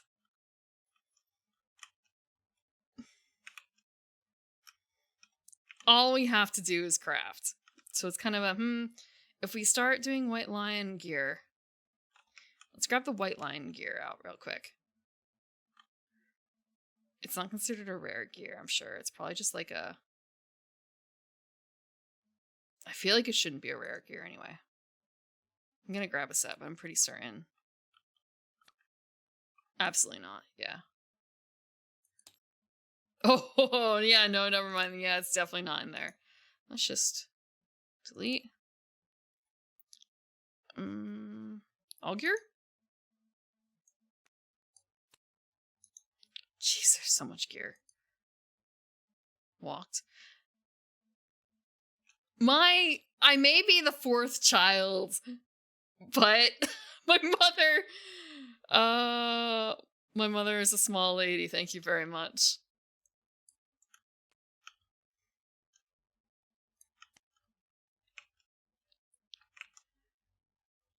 Also, I did not go out that exit.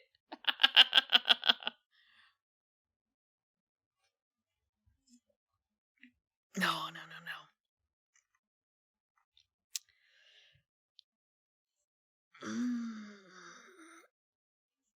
I was the fourth.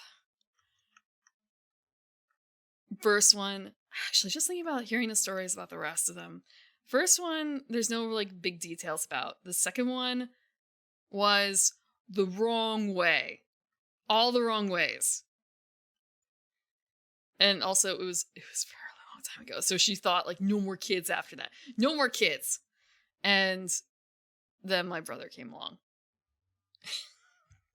And I guess it wasn't quite that bad, but still like no more. The chest burster. Busy elf, yeah. I mean, there's gaps. There's big gaps there. I don't know what song you're referring to, Code Jason. No more? Okay, one more.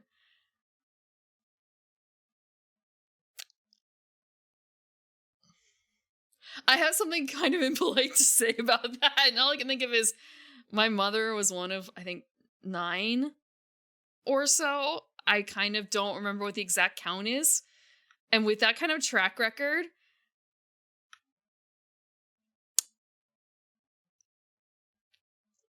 can't say no, I suppose. Cannot say no.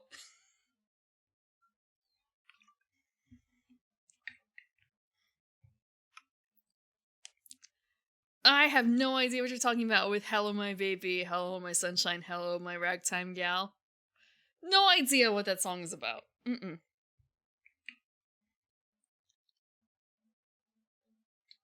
One of 8. I guess I hope that you know all your siblings' names, though. I have it easy. With only a few others. But the problem is more so when it's the one generation up, I can't always remember all of them, and I have to like double count. Or not double count, double check. I have to count a name to make sure. Like, is it 7? Hold on, let me think. Oh, I gave up on the birthdays. I only know general months. That's what a phone is for. That's what a calendar is for. I'm lucky in that a lot of my relatives' birthdays fall on holidays. So I'm able to kind of pin it to that. There's only a few that aren't. And at that point, it's kind of just gotta rely on the phone.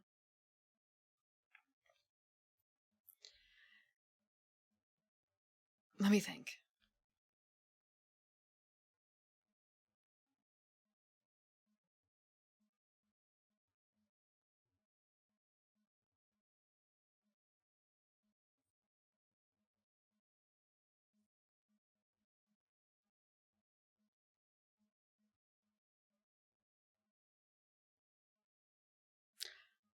It might be 7. It might be 7. I may have miscounted.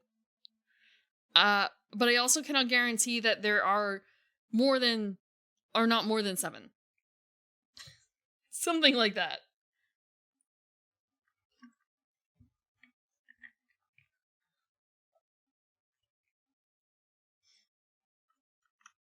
Okay. We're searching for some gear. We're searching for...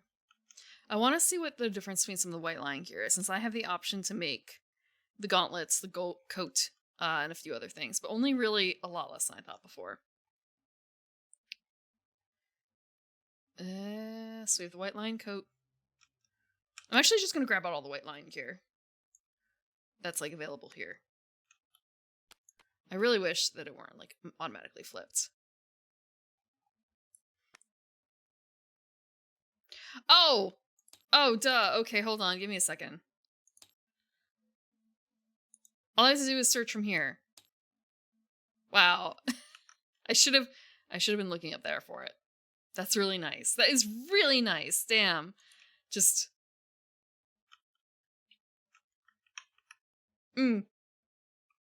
That would have been good to recognize earlier, but at least I caught it now. Okay, so we have the boots. They are +1 movement, and they're 2 armor. They're +1 movement if we have red matching pieces. If we have a white lion helm, we can't have a white lion helm. We can't have a cat fang knife either. So we got the boots. We could make a skirt, but we still need another red to go along with it. Okay, we can't make the helm. We can't make a spear. Yeah, we can't make a spear. The bow. Sinew and bone.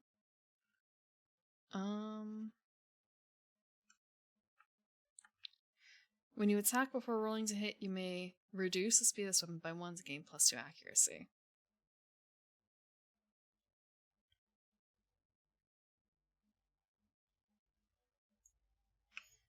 I'm going to look at it compared to...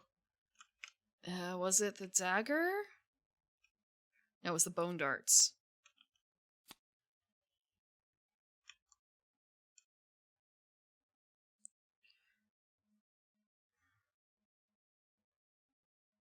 I can see why you would suggest it.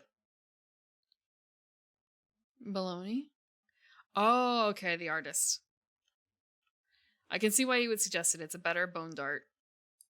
And the bone dart has been MVP. Okay, we're going back up. And also, I guess there's that stuff down there. And that would be a sinew and a bone. And that's all the bone that we have, I believe. Yeah.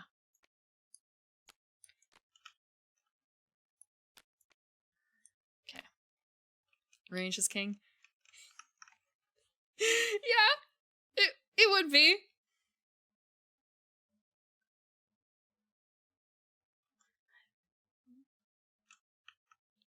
Yeah, it's all about how our sister is a floozy. I like the song Evelyn, Evelyn too. But I guess...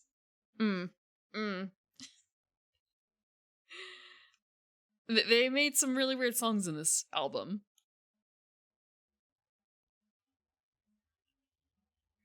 White fern hides. So technically we can make 2 more things. And a shimmering mane thing. Shimmering mane. Shimmering mane is used for lion headdress. Which counts as... Oh! It's flammable! Singer sister being a floozy. Where'd my sister go?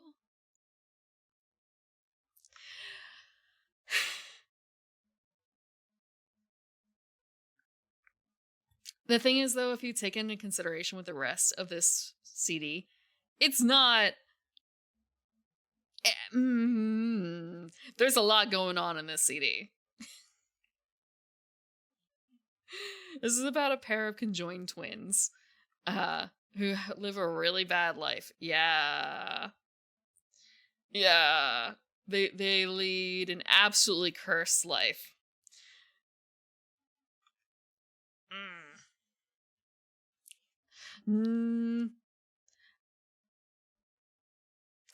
Okay, so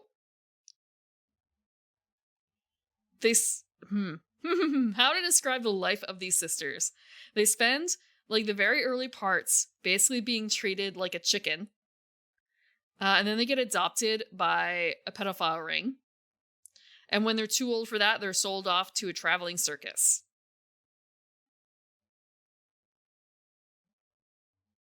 It's an absolutely cursed album.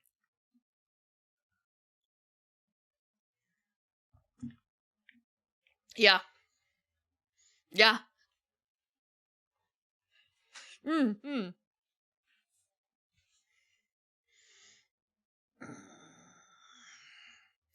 Amanda Palmer, everyone. The other twin is straight.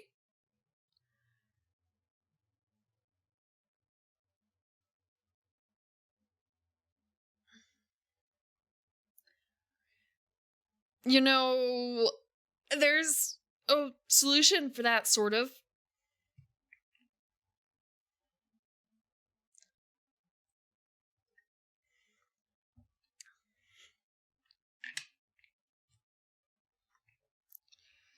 Sort of.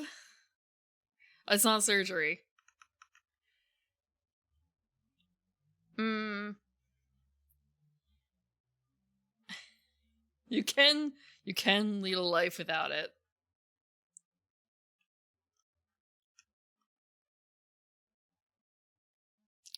So I think the headdress would be good too. A bullet won't work. That's not the solution either. So if we get the headdress, all it takes is a shimmering mane. There's about a chance, like,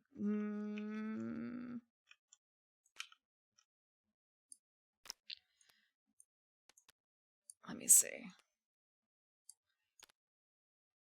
It's not for polite company. And Twitch is polite company.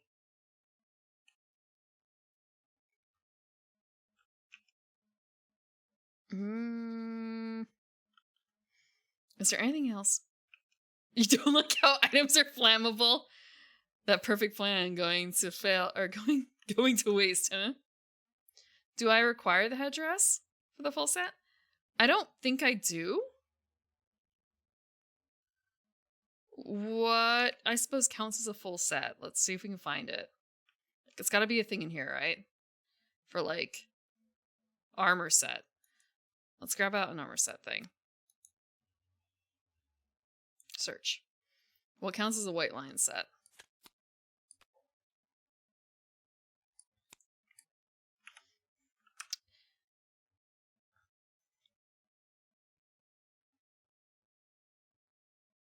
They don't spell it out. Like, look at this.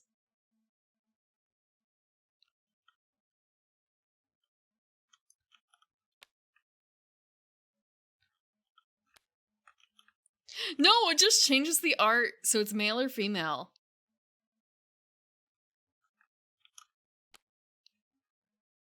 That's it.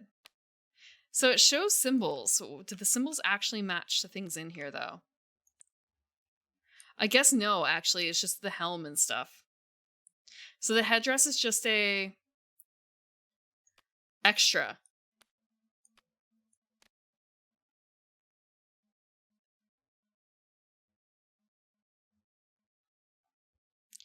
Because these don't match to necessarily the items themselves. Do they? Let's take a look at the Katarian gear again. Let's search. What does the... Oh, fuck, it does. So it matches with the this helm. Okay. So the lion headdress does not count, apparently. So we can do two things with it. We can archive it to gain 2 basic hide resources, or we can use it as it is, as a hide piece, as a shimmering mane. But the shimmering mane is... You'd save the shimmering mane?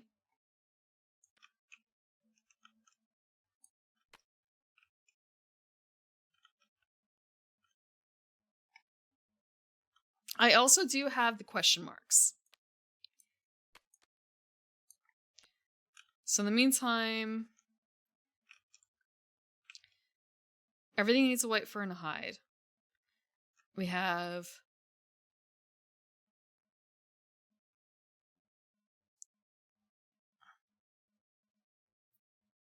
That's heavy. Everything is heavy. Damn. Okay.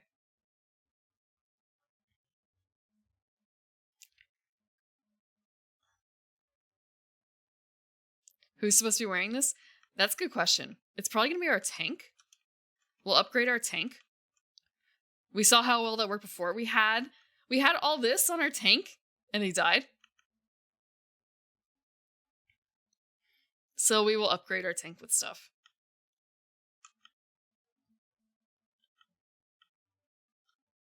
They will not probably get the bow, though, because we want them to be close. They'll get a close range weapon. And then we'll still have... we'll have some stuff. We'll have some stuff.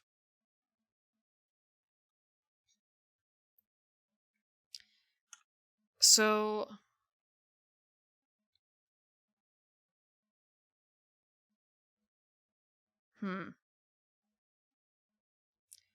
What does it mean for something to be heavy? What does it mean? Let me check. Because that's not clearly spelled out here.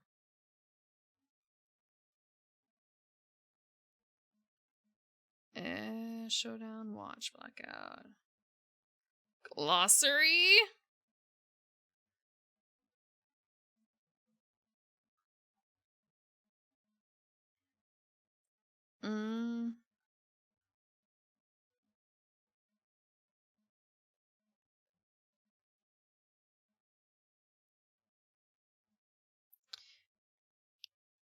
Okay, what page is this?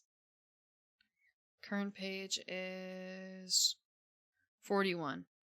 Okay.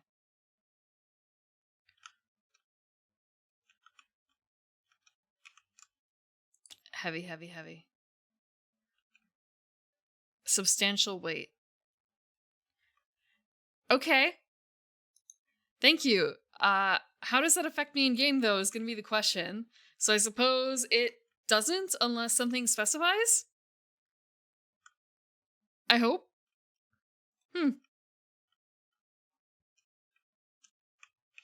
It's a bit like Insane, where it doesn't really... Nobody gives a shit unless it's really specific.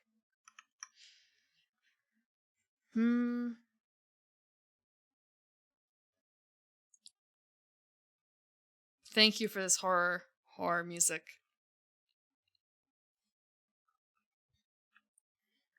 So we'll get the helm. No, we can't get the helm. We can't. We don't have the great cat bone.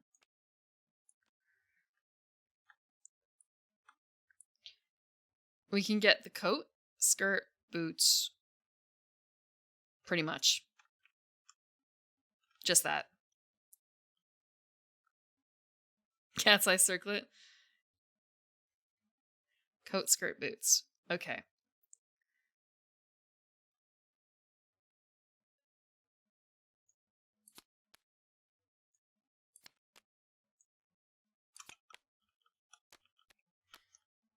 So our choice. We only get technically 2 of these because the lion tail doesn't really do anything. I don't think it is anything in specific.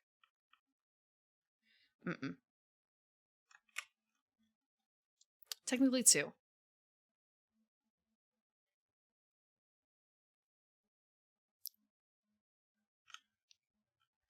So, given that information and looking at what we currently have,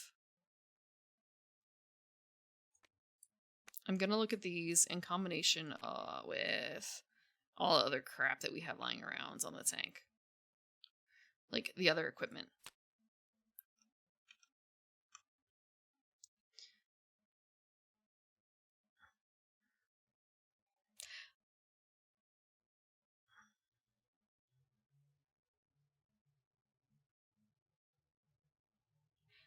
I could theoretically... No. I don't have a tie-in for the white boots. So I won't be able to get the +1 movement. Granted, everything is an improvement over the current stuff. And pounce, I don't have whatever that... Like, oh, it's movement. It's movement.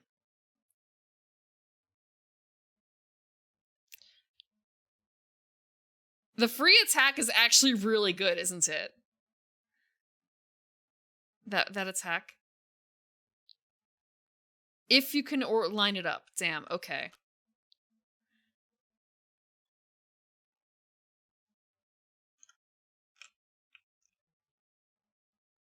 I shouldn't say it's a free attack because you do have to spend your activation to do it.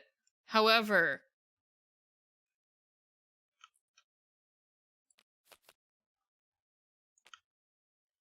it's not as good as I thought, but at the same time, +1 strength. And it won't be terribly hard, I think, to get that. Well, I guess we don't need the blue thing. But is there anything in the pile that would be good for it?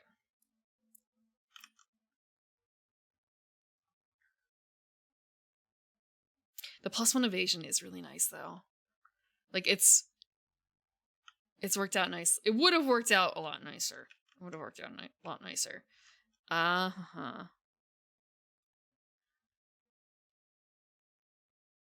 That's a body piece, actually.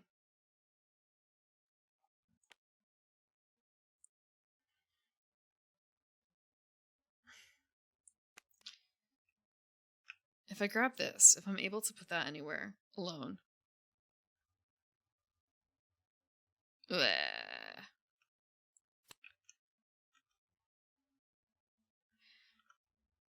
No one has anything to tie in for it. Except for the bone dagger. Except the bone dagger. If I swap who has the bone dagger, that would work.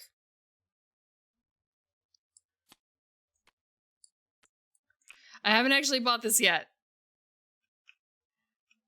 But man, am I thinking about it now.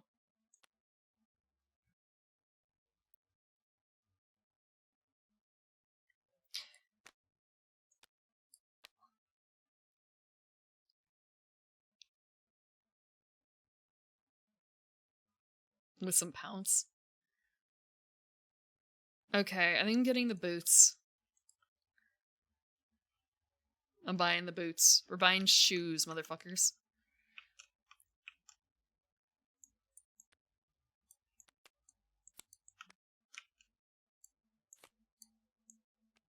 Fur-lined boots. We're getting this.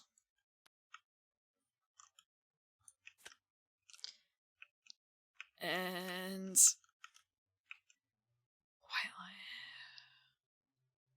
I get pounce.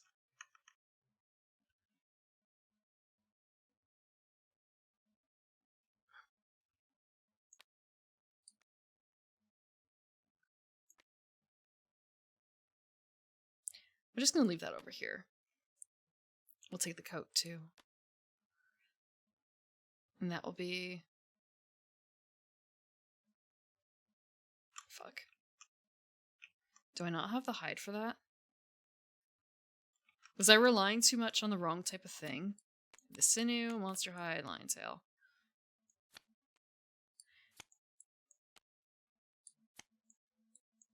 Okay, is it weird that I have so much white fur, but I don't have as much hide? I could use the question marks. But I feel like I should be using that for something. Actually, wait. No, it just counts as a basic resource. Bone, organ, or hide.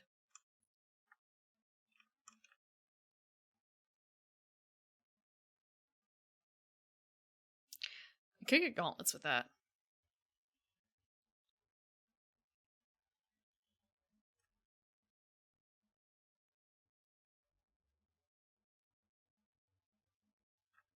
What are the gauntlets like? When you pounce.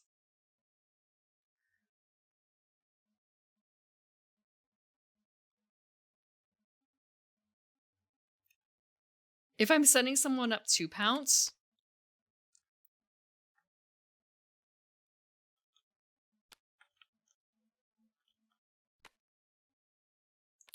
Oh, but the thing was, I already moved one thing over here. Hold on. I moved this over here.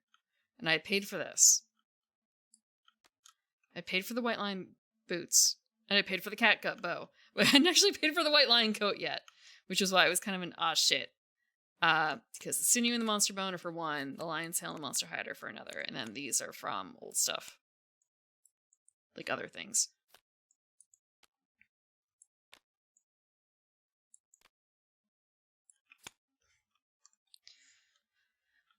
So, it feels weird, but I'm gonna pay 2 white furs for it. I feel like that's more worthwhile. Well, these are... what? 2 white furs. 2 white furs.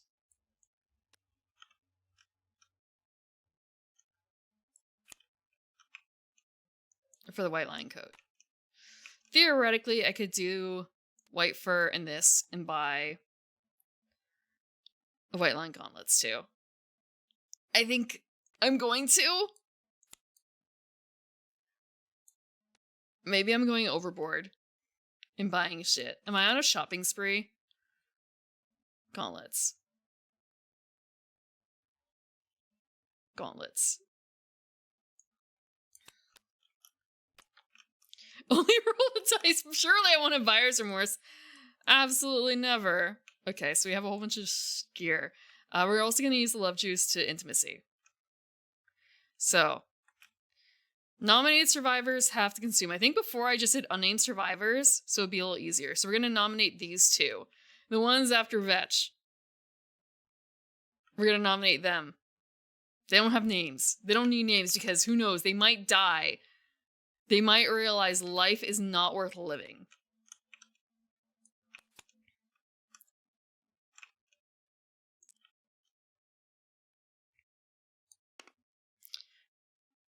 Or that free survival.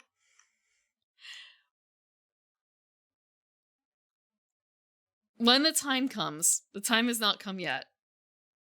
We'll see if anyone comes. Okay. They don't actually say when to name them again. Okay.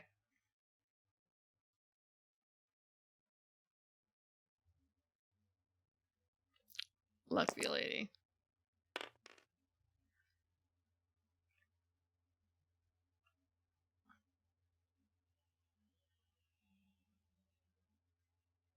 This is the second fucking time that they have tried to fuck and then decided life was not worth living.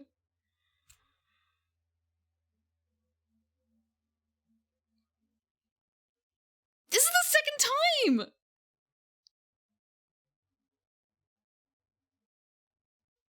I rolled a 1 on the intimacy table again. The first time we got lucky and we got the foxy lady out of it. This time, literally, yeah, the sex is that bad. Now you see why I didn't put name people. Aren't you glad that they weren't named? Wouldn't you feel so bad?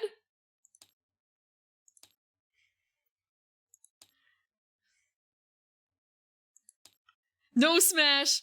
No. No smash.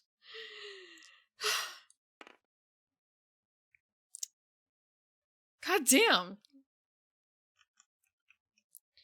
Literally almost as many dead as alive.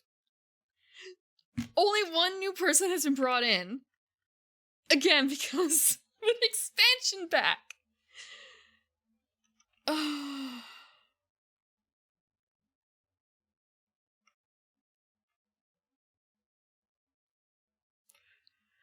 This is cursed.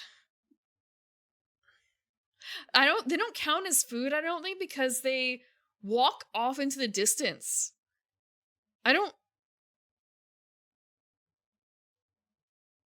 I should check. What do the rules say? I'm gonna double check. Can we cannibalize people who die via intimacy chart? Okay.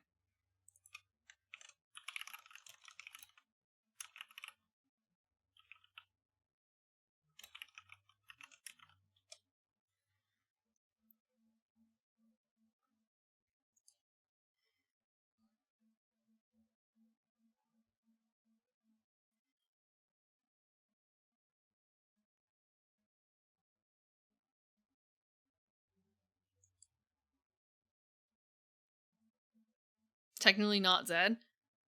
Oh no, they're dead. It said dead.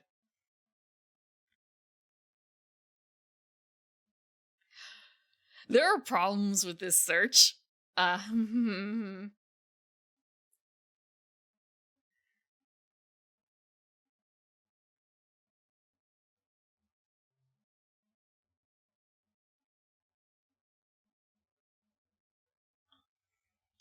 This is not the best search for me to put in here with my search history.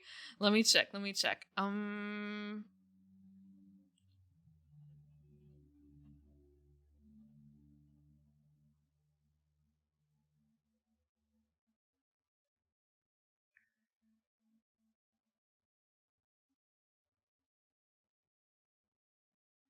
Okay. Sorry. There was a story in there. One of the things that came up was that they had put two of their survivors named Shinji Ikari and Tomoko Kuroki. I think it was Kuroki. Let me check. Yeah. And it was just kind of excuse me, what? And then it's kind of wait, Tomoko Kuroki. Okay. With my search, yeah, my search history.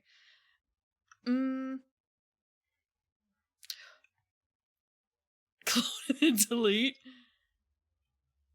I can't even tell. Let's see. Yeah.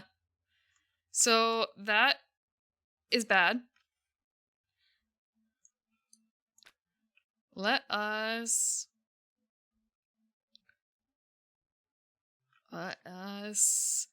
organize some equipment, shall we? In a minute. What else is there to do?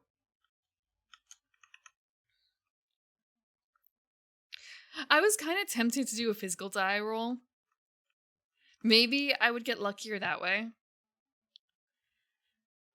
I'm not certain now.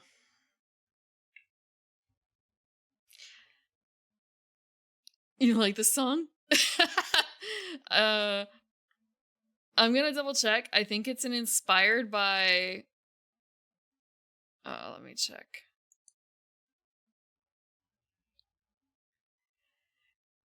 It's either inspired by Hell of a Boss, which is another like Vivsy Pop thing, or it's actually from it. I don't honestly know because I haven't seen a lot of that show.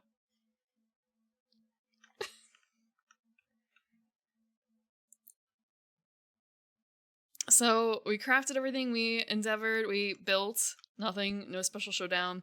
Record and archive resources.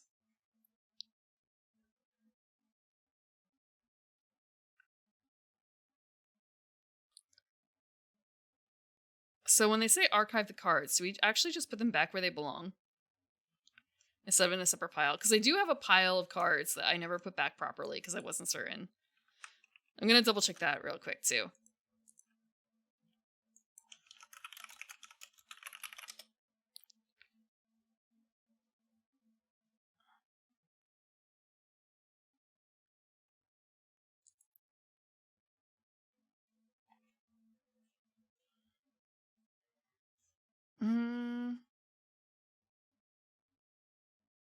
Okay, it goes back into the resource pool.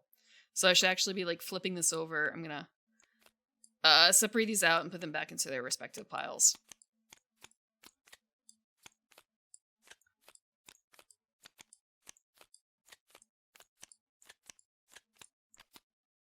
Damn, okay, it's a lot of gold.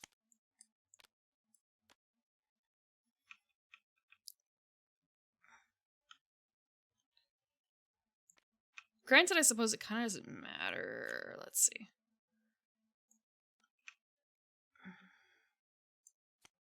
Basic resources.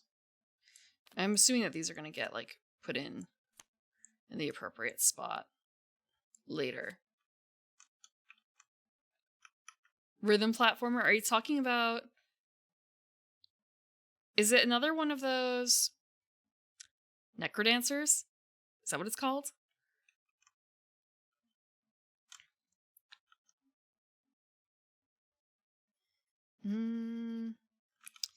Otherwise, all we have is the Shimmering Mane and the Monster Organ. When it comes to gear, we have a founding stone lying around.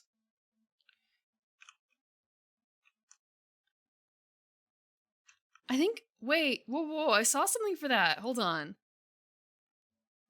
I saw something for that. I don't know if it was a song.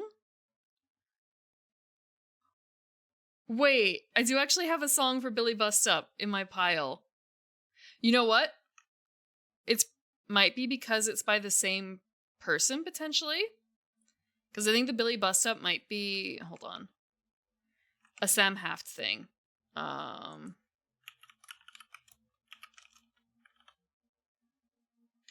me check.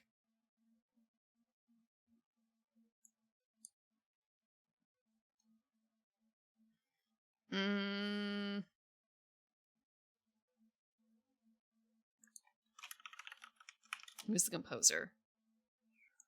Who's the composer? Oh, never mind. I'm wrong. I think it was just I looked at it and thought like, ah, yeah, this looks like it's inspired by that group. Goldman about this song too. This really is like, hey, you want to listen to more? You want to listen to more busy pop shit? Okay.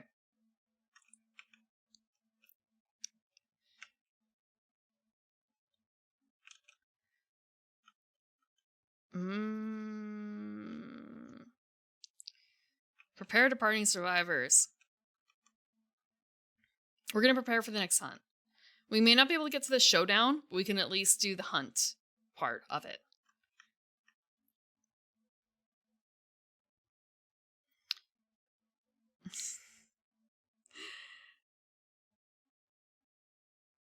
Or the returning survivors gear and add gear. Deal with gear. Deal with gear. Special showdown.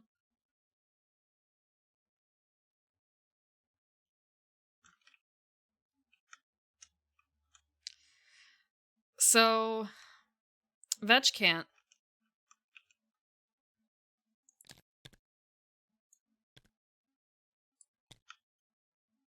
Actually, we're gonna return him back. Or at least I'm gonna move him to a different spot. Prim's ego is going to move into green.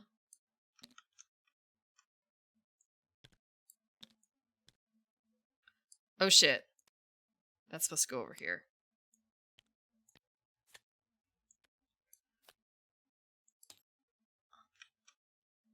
We're gonna respawn him. Oh! Okay, fine. Will this work? If I just like move it over here. It's a little picky.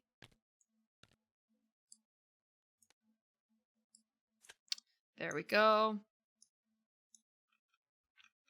Vetch can't. So, who wants to be a survivor in this doomed settlement of Domina?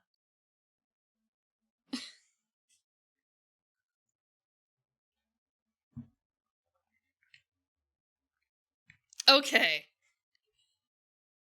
I can start naming people. I can't guarantee that you're going to go out on the field quite yet. Oh, I can just name. So we have orange. I can spell.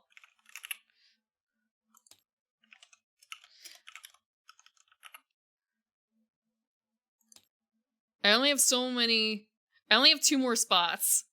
So, Alkavi, when you're saying nah, I'd win, is that is yes, I'm in, or no, I'm not?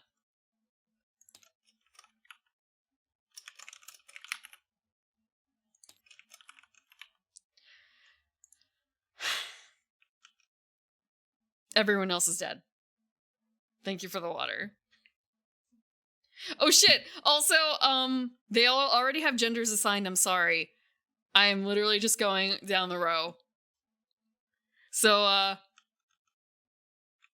hey, Nuriel. It's not gonna matter much, except for if we get to intimacy, and even then, there apparently is a very good chance you will not survive it, so it's okay, right?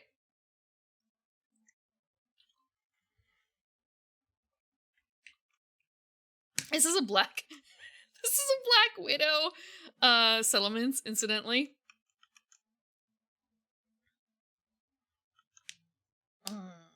Okay.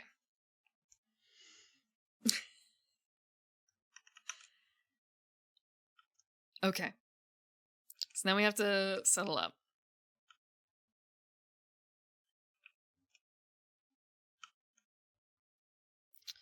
Fist and Tooth, Cloth, Fist and Tooth. We have a Settlement Rock, we have Bone Darts. Fist, Tooth, Fist, Tooth, Fist, Tooth. Okay. I guess I'm just going to set up Gallifrey right now as the tank. Not because he's particularly actually shit. Should Prim's ego be the tank because she's immortal? I feel like that might be a really good problem until it goes really badly.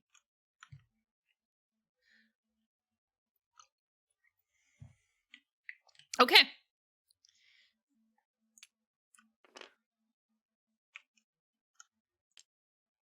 Okay, we're gonna flip.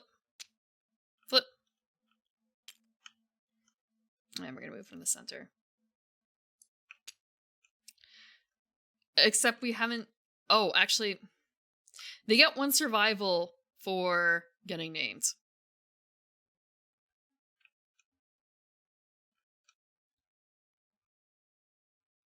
Sorry, I'm just thinking mentally like, shit, where does the survival go?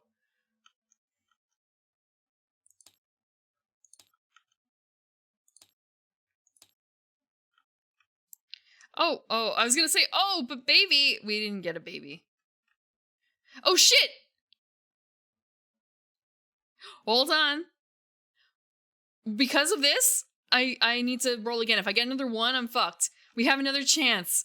We have another chance. It may not actually have ended in doom. It may not have actually ended in doom. I'm going to not use either of these die. They're cursed. I forgot that I hedged my bet. That's not a roll. That's not a roll. That was just kind of like a... We're going to do a proper roll on the big die. Come on. Little death, not big death.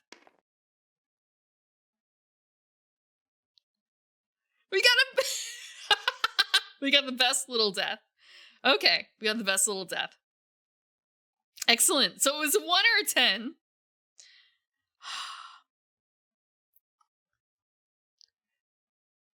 If we had a hovel! If we had a hovel! Fuck. Oh, that would have been good. We have twins! Twins! Twins, Cecil! Okay. +2 population. Okay, Code Jason, you want it in, right?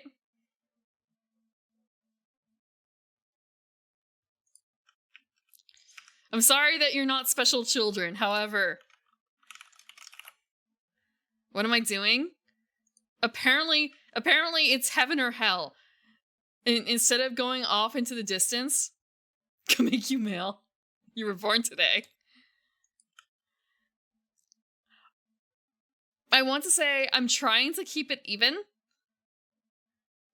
What am I doing to... Oh, my spine. Ugh, I'm sorry. I was excited. I was excited that I remembered that there was a principle that allowed me to reroll. Shit, that means they didn't die either! So wait, hold on. I have to undie them. I have to undie those 2 people too, because they lived. So we're not that poorly off.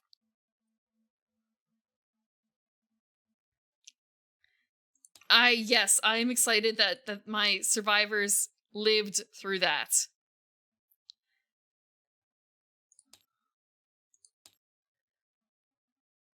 Instead of being 2 down, it's up 2.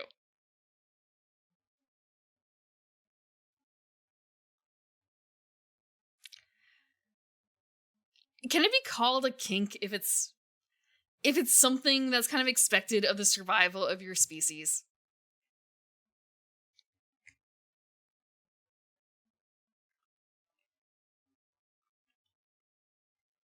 Doubt.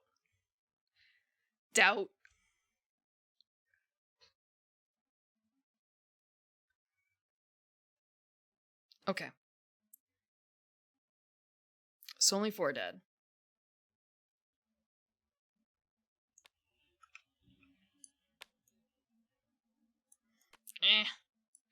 So we still have one more space. Oh, we actually have a couple more spaces. I'm gonna flip up a bit.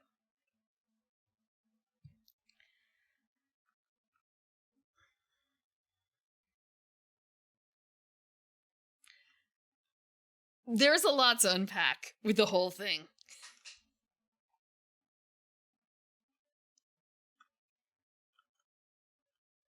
There's a lot to unpack with that whole thing.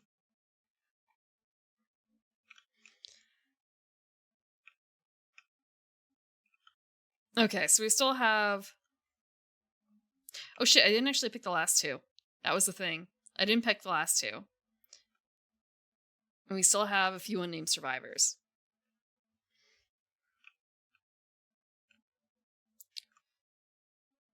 I did end up buying the bow.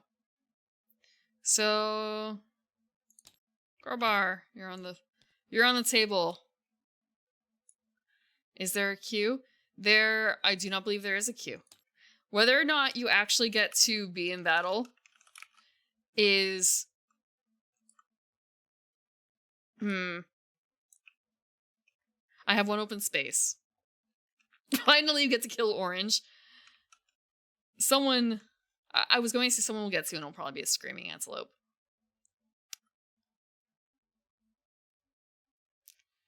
Let's see.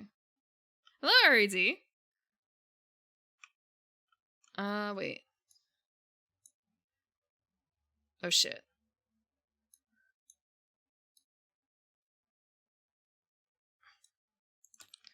Sorry, quick thing I'm gonna adjust there. It's like, doesn't really actually matter, but it's kind of nice having them line up.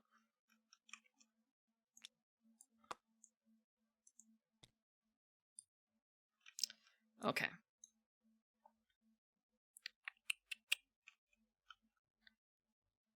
Hidden, real.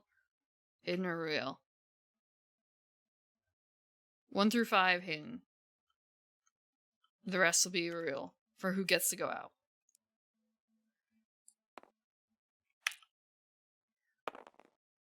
It's a 4, it's hidden.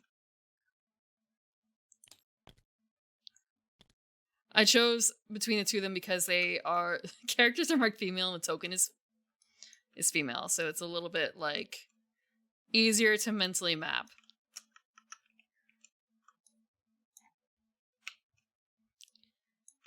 Okay. Now, to do a little bit of setup. So if I use the coat, they'll get that.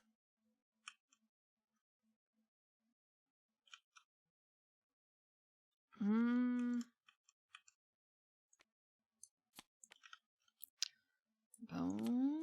dagger?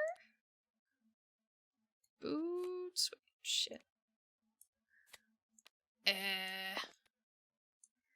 This is the best setup I have for that. Oh, except it's using the bone dagger and the bone darts. Fuck. Okay. Give me a second. If I swap this in like that, give this person the bone darts. If I just load them the fuck up.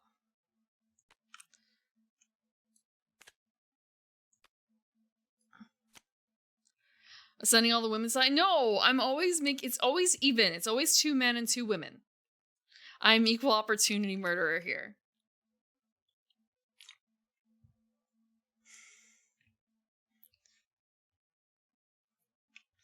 We're just culling the weak.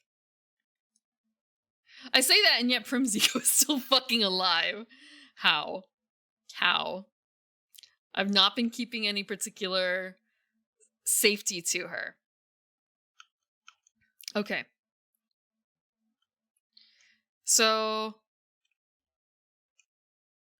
and the bone dagger.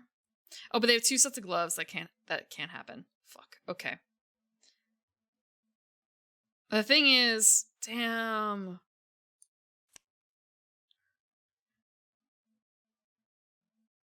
The movement... Rye gloves back here. Like, the movement would be nice, but I can't do it properly. Hello, SSJ. Hope you're doing good tonight. Who's up to die? We have in our roster for the next showdown, next hunt and showdown, Gallifrey, one of the original survivors. Prim's Ego, another original survivor.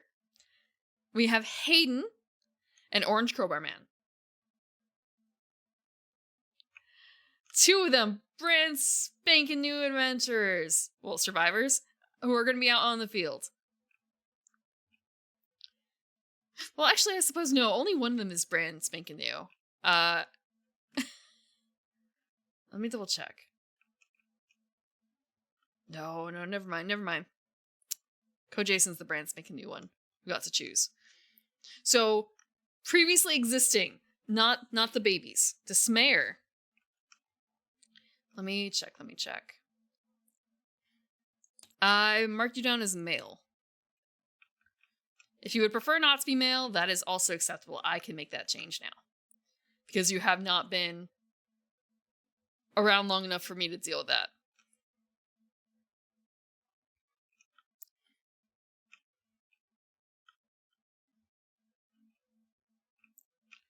Force femming? No, I'm not force femming. I'm just... Okay, hold on. Let me check. Thank you for the follow, SSJ. Goku Black. I'm not force femming. It's simply a case of I only had so many slots and that you have to put them under a general. Oh, okay. I'm gonna swap you to this survivor then.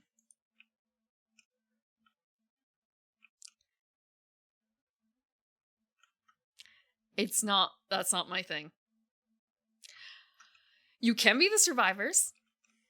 Would you like to join the pack? However, I will say that it's a long-term game. This is like going to be 30 plus sessions in general because it's a board game. So, and people die. I've had this bottom row, this section is all the dead people. We have Headache, Chat, Sifs, and Gween. They already died. Yeah, this is going to be past the end of the year, probably. And if you get named, you get +1 survival. But only 4 people go on a hunt at a time, but the rest are in the settlement. And they can do some very, very basic things. Pretty much, they can, if there's an event, they can potentially participate in it. They can have kids. And they can die. They can die. Give me a second, actually. I'm just looking at this setup, and it's kind of We have 1, 2, 1. Okay, 1, 2, 1, 2, 1, 2, 1, 2. We need another female survivor. This one's gonna be female. Oh yeah, no, you don't have to participate at all. You can just add your name to the pile if you want. I mean, like, when I didn't have name offerings, like, Headache. I named Gween because Gween was a special occasion tank. Like, she came as a pre-designed expansion character, and I looked at her and I said, that's Gween. 0. You come out of the womb fighting. I hope you're prepared to die. That's what happened to Gween. Gween was found by 2 survivors who decided life was not worth living after they fucked. And instead of dying out there in the darkness, they stumbled upon a river of blood and they found baby Super Fox Lady. And then I sent her out to die as a tank.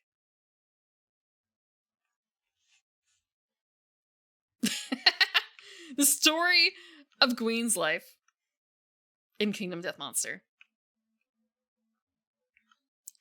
You nominate yourself? I can swap what character spot you're in. Oh shit, I clicked reroll. I'm not female. But yeah. If you get names, I can add you. And there's no expectation of you having to interact or come back.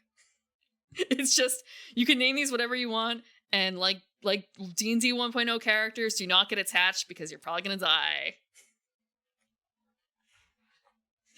Oh! I just realized, like, shit, maybe I should save. I still have one unnamed character, I think. Let me double check. Male, female, male. Actually, what I'm going to do is I'm going to flip these around a bit so I have them in sets. One, female, male. Shit. Male, female, male, female, male, female, male. Let's bump up. Dismare, did you want Dismare or did you want Velka? Okay, no.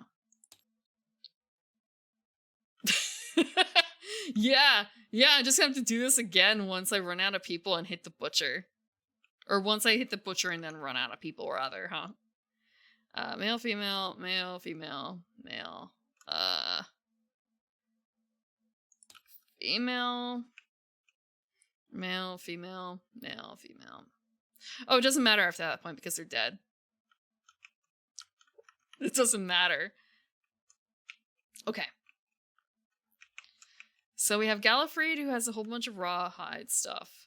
That's kind of just leftovers. Theoretically, we could do this. Just looking at the gear, and it's kind of so we have a head, body, feet, arms. There's one more space. Waist. Oh, they have waist. Okay. And they have a weapon. They have a catgut bow.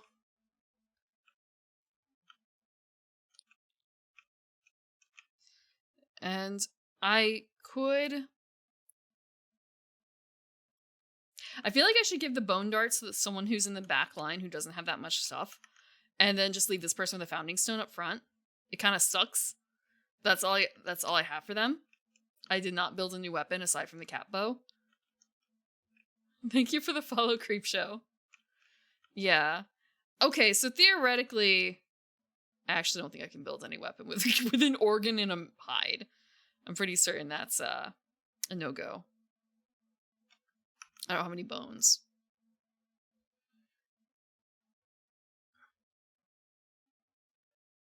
Mm-mm. Mm-mm. Eat the organ, wear the hide. That's what we've been doing, actually. We've already been eating organs, and we've already turned a lot of the hides into wearable stuff.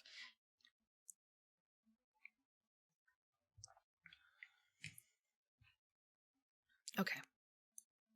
So, looking at the list.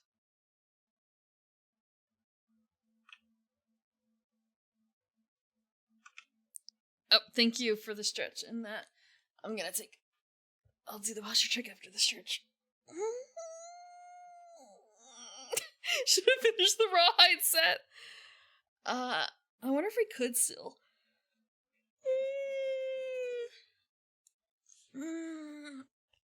Okay, I don't have any cracks. Yeah, they're not coming out today. There we go. Let's see. We had the headband, the vest, the gloves, the boots. We needed the waist, didn't we? Let's see what's up with that. The pants. One hide. We could theoretically make a shimmering mane pants. Okay, let's take a look. Actually, that was not what I wanted. Just pants. The one thing about that, what's the bonus that we get?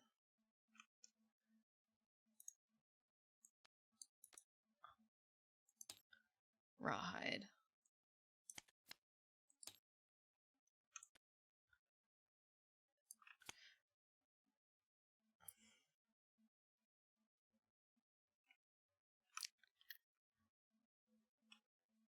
The only, it's not even like a big thing. It's more of a, if I do that, who's the tank then? In that case, like who has the better option there? Add one to hit all hit locations. That would actually make the rawhide armor better than the white lion gear. Have a good night, Creepshow. Yeah. Does that make sure to stretch? Not exactly. I can do that though. Let me.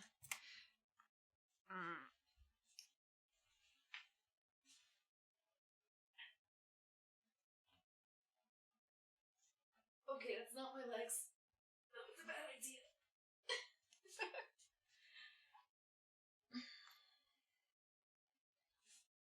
Okay, I can actually crack that. Huh. Okay. There.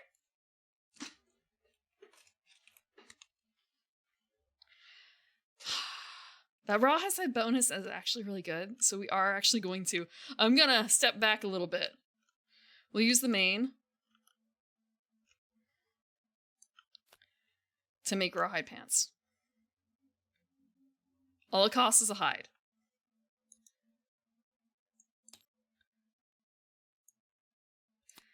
And the pants themselves, whatever.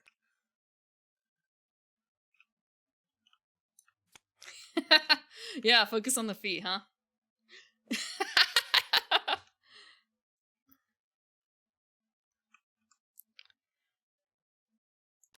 Okay.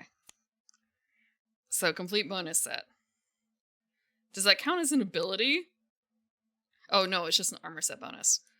Okay, so if we do this...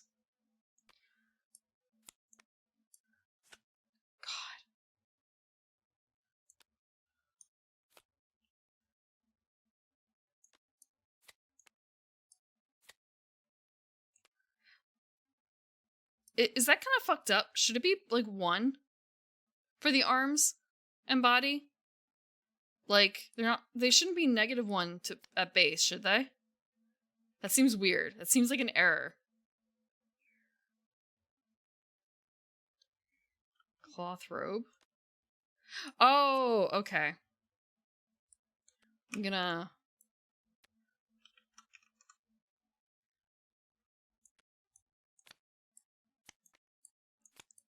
Okay, I'm gonna undo all that. Like, I don't think this person has anything on them that should be making it negative.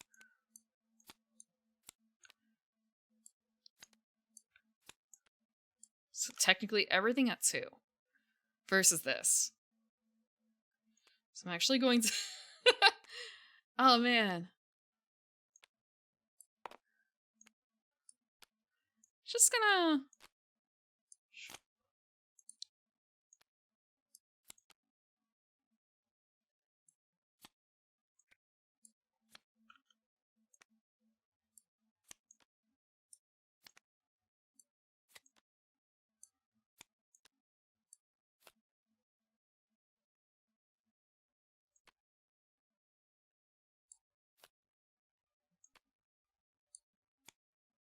Yeah, I don't think Primzigo has anything on her that should make it 0 or -1. So instead, 2 across the board for the rawhide set. White lion gear. It kind of is what it is. There's nothing matching here for it. Unless I do it with the bone dagger, and even then it's not getting all the stuff it needs.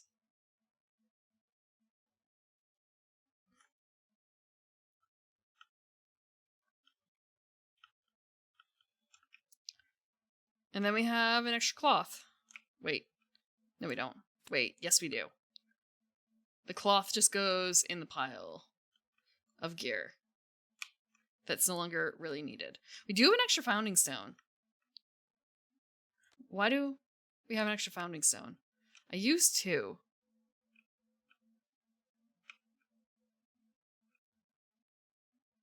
I have a feeling I may have accidentally grabbed that earlier. Because we have 4 out, so I think that may have been one of those Oh, I found one in an event. Well, in that case, let's just grab an extra founding stone. It can't hurt, right? It's not like we can lose all the gear here. Right? So yeah.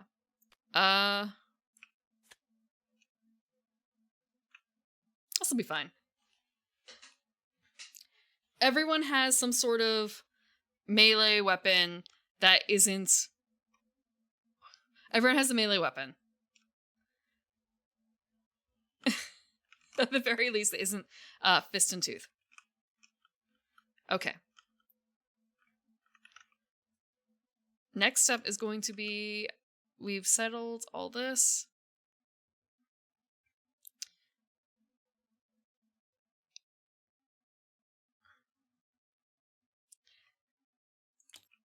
Next up, we did innovations. We did all this stuff.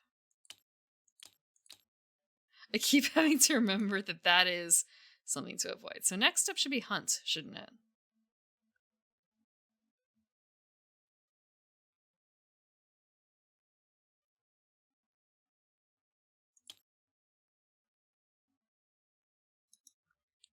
Because, let me double check. Hunt, settlement.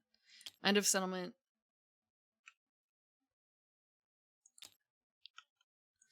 Okay, actually, end settlement.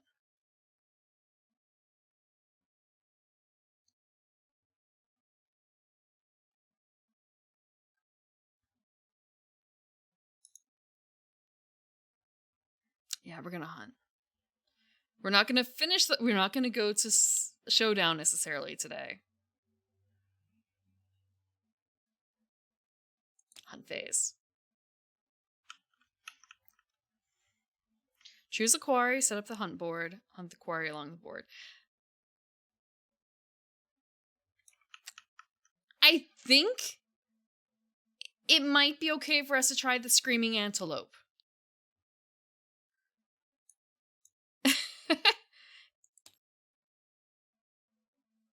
Probably. YOLO. YOLO. I have never done the Screaming Antelope.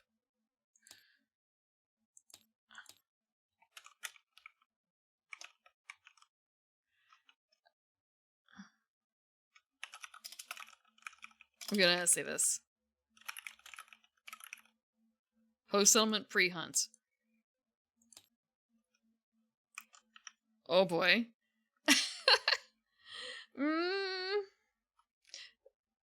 So, what you're saying is I should not be hunting the Screaming Antelope or I should be prepared to die.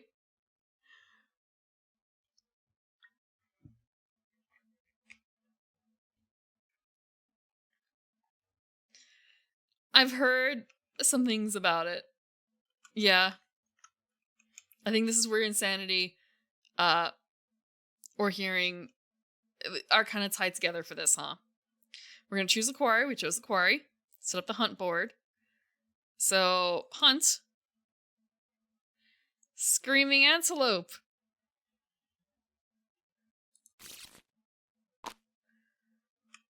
Lovely. It looks perfectly fine. It looks... The tail's kind of funny, but aside from that, like, how bad can it be? And also, I guess the fact that it has a gaping maw for a chest and stomach. Like, in its entire underside. The entire underside.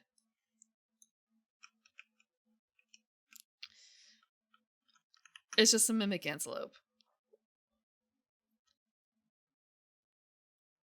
That's why it's a screaming antelope! That's the huge mouth, maybe. Damn. Okay.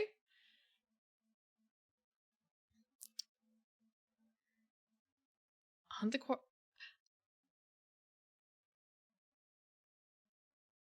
I just realized I have something set up for chat, right? And I never actually set it up. Like, so I don't have to look over here constantly for chat. I have a thing that I can just look a little bit closer over here. And I never actually loaded it. I never loaded it. How long will it take to load? Damn, Twitch is slow. Okay. Yeah, okay. There we go. Yeah, so I'm gonna look closer to here now instead. And also, I have to sit up so I can see all the lines. Okay. We have the hunt board. Oh! Oh, I know the song.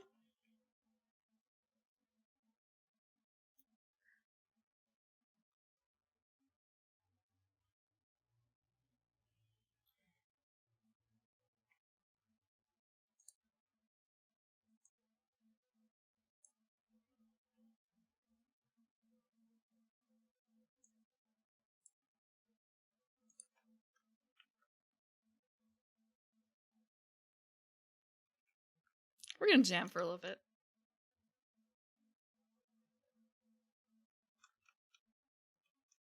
What?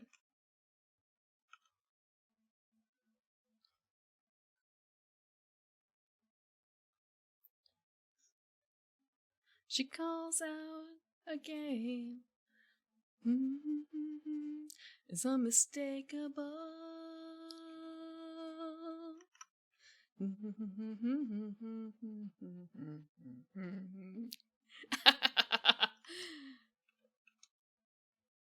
don't know what that icon is supposed to be. Is that a hot dog again? Oh, it just looks like a photo of a hot dog to me. Yeah.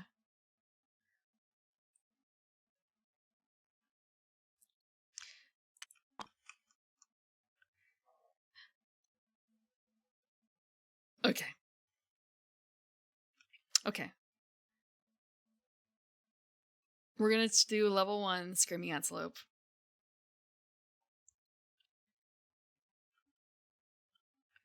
Hunt board has 13 spaces.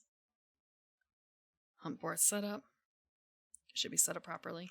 I have watched King of the Hill, but not like every single episode. I know bits and bobs.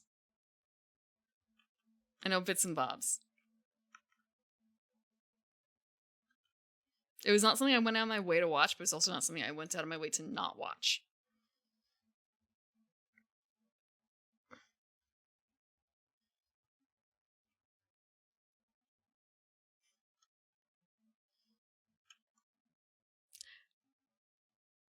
I want to say I'm just thinking about the feeling about the taste the meat, not the heat.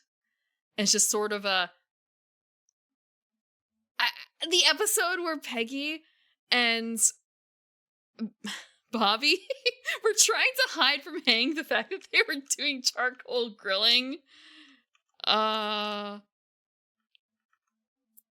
also like the charcoal taste though. Yeah.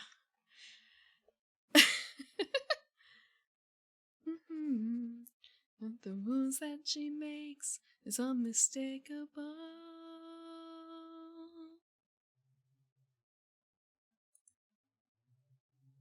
Okay. Sorry.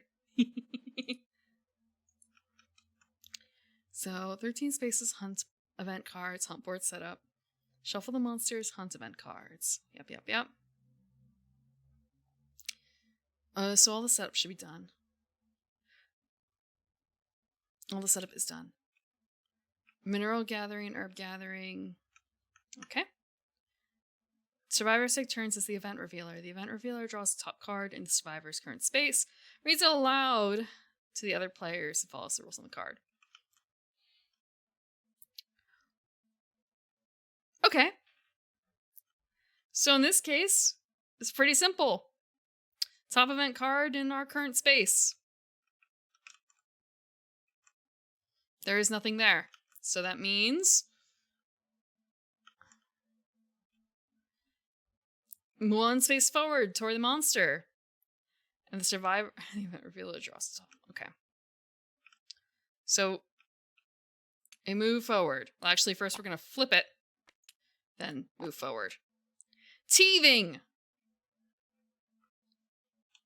The survivors find a trail of large, rotting teeth littering the grounds. You cut yourself... Okay. 1d10 on the table. 1 event damage to the arm's hit location. We gain a tooth. We may scavenge.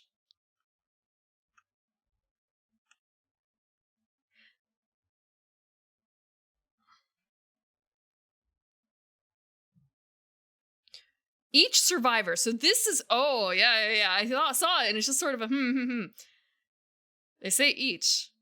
And also the fact that, like, arms hit location. Yeah, we're going to do it. We're going to scavenge. Okay. Hayden, you want to scavenge first? Hayden has... What kind of gear? I think it's going to be a case of if we get a tooth, I might just leave it at that. Simply because I'm a little worried about... Hayden has... Okay. That won't be great. It won't be great, but where are the chances? Where are the chances? Let me zoom out and zoom back in. Okay, Hayden first. A 9! A large flat tooth.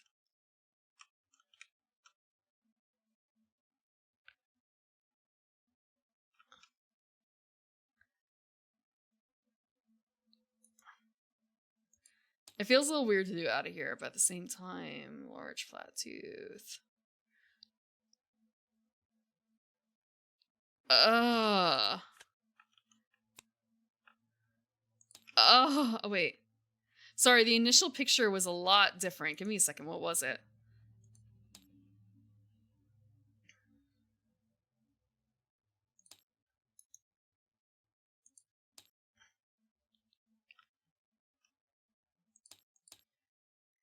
Yeah, the initial picture did not look like this. It looked more like a truffle. Maybe truffle's not a mushroom. It looked like a mushroom, the underside of a mushroom. So that was just like really off-putting, honestly. Let me check. It wasn't in this one, no.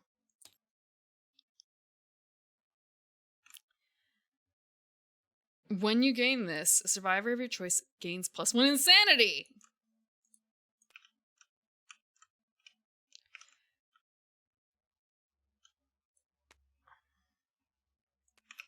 Okay, that's actually Hayden's.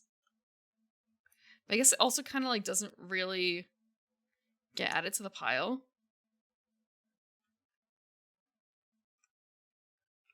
+1 insanity.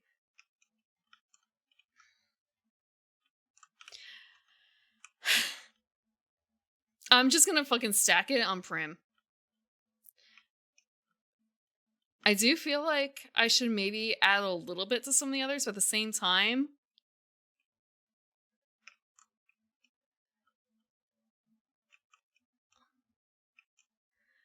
we're gonna chance it again.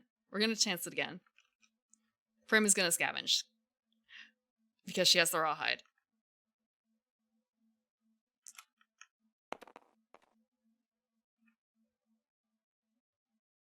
One event damage to the arm's hit location. What is event damage? We didn't actually really have to deal with that before. Okay.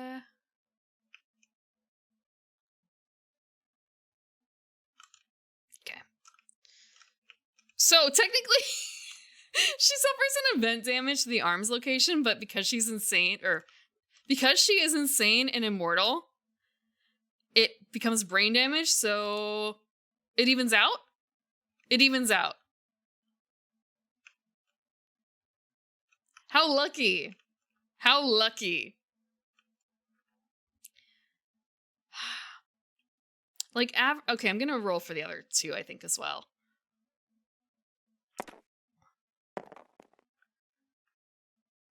Okay. I didn't actually say who that was for. We're gonna put it for Gallifreed, so they also get a tooth. I wonder how many more tooth we can get. I also wonder if maybe I should be getting it out of, like, the monster resources.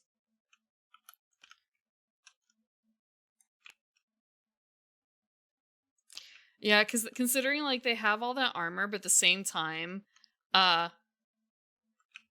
it's kind of like a buffer overflow. Like if they keep getting hit in the brain, they need to have a buff brain. Okay, and this is for the last survivor. Orange, it's your roll. That was an awful roll. It is nothing.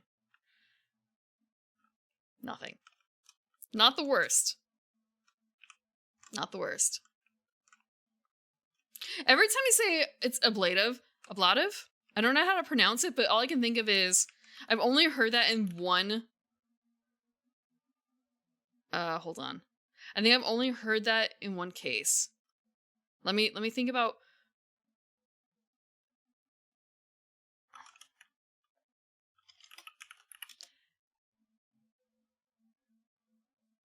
Okay. Yeah, I've only heard it in one case, ablative, before. And I've never heard of. You've heard of it as armor? Really? Really? Okay. So outside of games is the only place I've heard it. And like there's places that offer ablative surgery, not surgeries. They're not surgeries. Procedures, ablative procedures. To help women with women problems. That's the only time I've heard it. So every time I hear that, it's kind of a why are we talking about lessening bleeding?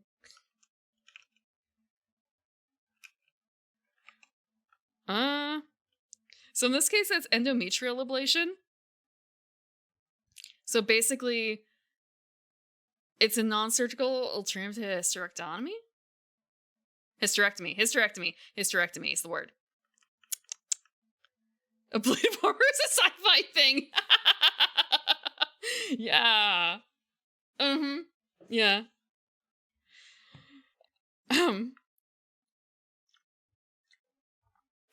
So my initial thought was like, oh, yes, it's supposed to be. I never really looked at the definition before, but I knew that it was like, this is something that is like way beyond my concern.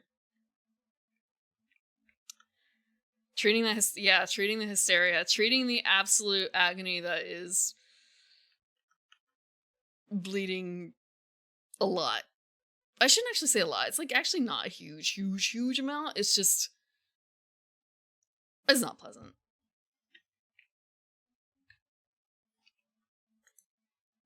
Okay.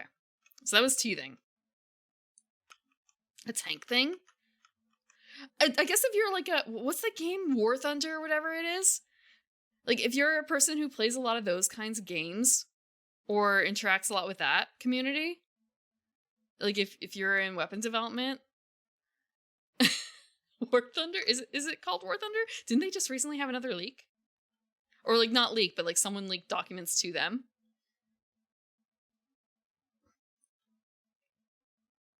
War Thunder, okay.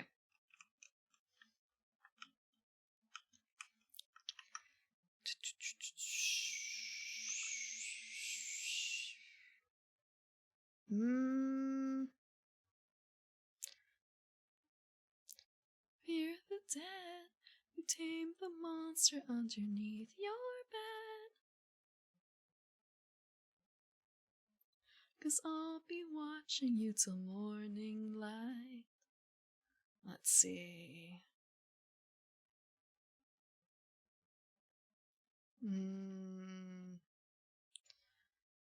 So it's archived. One space towards. And the hunt revealer changes. So next hunt revealer, first hunt event revealer was Galfried. I should probably actually be using the card for that. We'll use the monster controller for it. Okay, so we move forward one. Also, I'm going to move that die. Random event.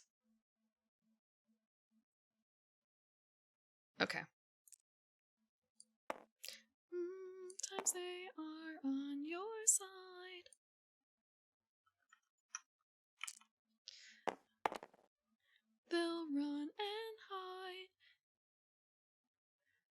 the dead. You tamed the monster underneath your bed. 21. 21. Cause I'll be watching you till morning light. 21.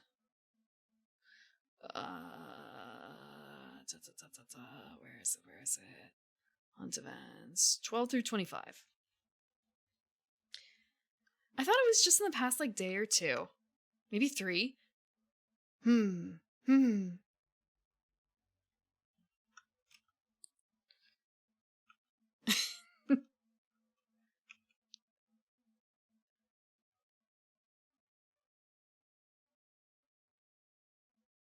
Sorry, I'm just looking at this one. It's like, wow, this looks really cute.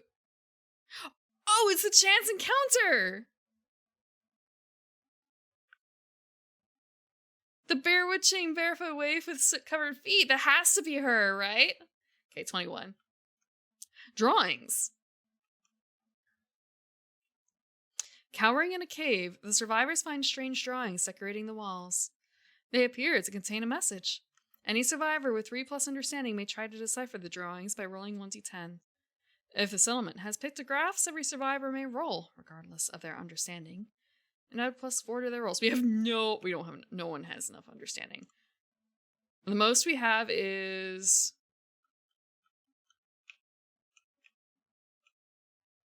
1.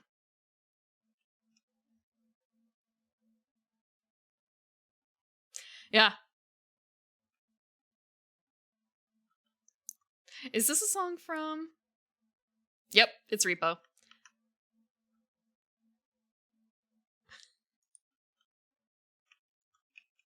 Okay, so we can't actually do anything here. Not with a roll of 21.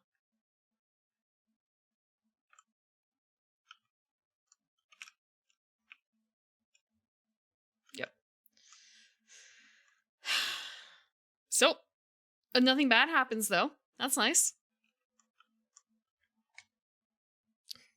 I've never seen Repo, and with my proclivities, I'm not certain if it's a good idea for me to watch it. Or rather, I guess I may have seen like chunks of it.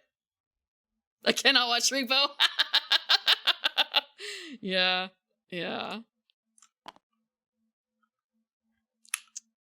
Devoured grounds. The stone-faced ground is littered with the leavings of ravenous passing beasts. Half-eaten acanthus plants are strewn everywhere. If any survivor has +3 understanding, the survivors may skip the next hunt space. Otherwise, roll random hunt events. We don't have enough understanding. So, white for the 1s. Or white for the 10s. What is the event?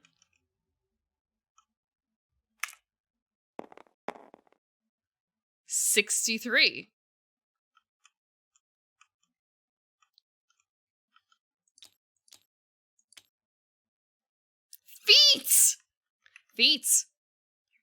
Feet are good. The stone faces ahead are replaced by an expanse of stone feet sprouting from the grounds. The survivors walk soul to soul with the feet. If any survivor is insane, they are convinced they have reached the underside of the world. They clutch the ground for dear life, terrified of falling off. Their raucous terror. It's either that or raucous. Raucous? Their raucous terror slows the survivors and attracts unwanted attention. Roll once on the hunt event table for each insane survivor before moving on the hunt board. If any of these rolls result in feats, ignore it and re-roll. If all survivors are insane, they fall off the underside of the world. Raucous? Maybe it is raucous. Raucous terror. Survivors are dead unless the settlement chose survival of the fittest.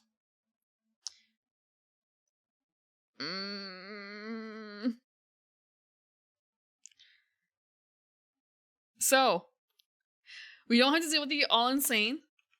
Give me a second. Only one, I believe, is insane. Literally only one. And that is Prim's ego. I'm pretty certain a 6 is insane. No. So we just have to roll once on the hunt table. Again. We have to roll again on the hunt table. It could be anything on the hunt table.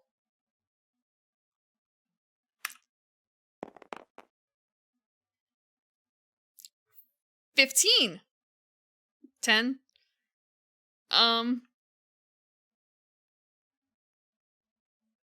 It counts as a 5, actually, doesn't it? This is just a 5. Because it's a 10. It's a 0, essentially, isn't it? So it's a 5.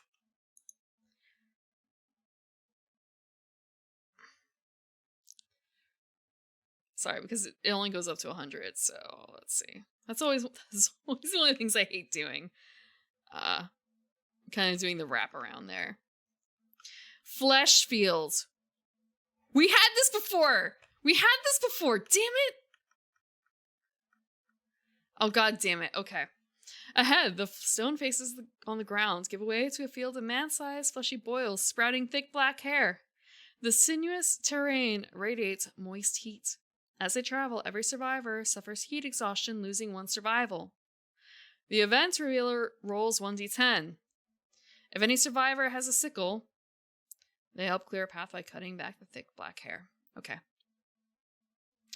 Losing 1 survival. You cannot go below 1 though, but that's why I think that we started at 0 survival before.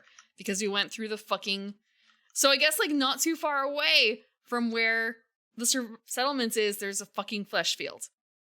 Delicious. Excellent. Okay. Thank you for the water.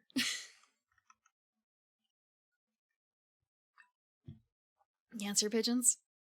No, I don't think so. I feel like that might be something else. Oh, yeah, you're right. The cancer pigeons are number 3. Yeah, this is the land of cannibalism. It's Cannibalism Town.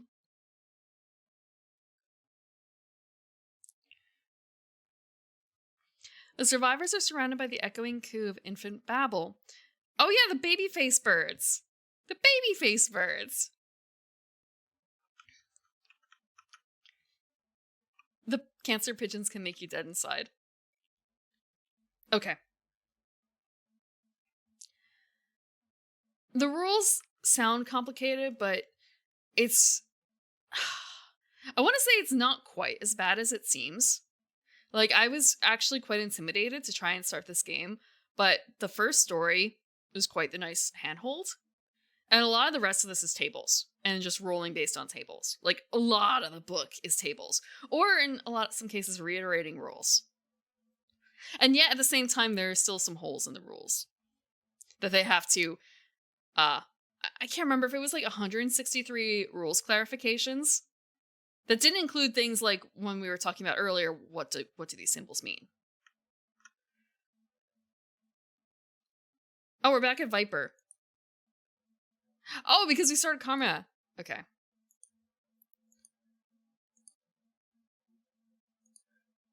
I put shuffle on.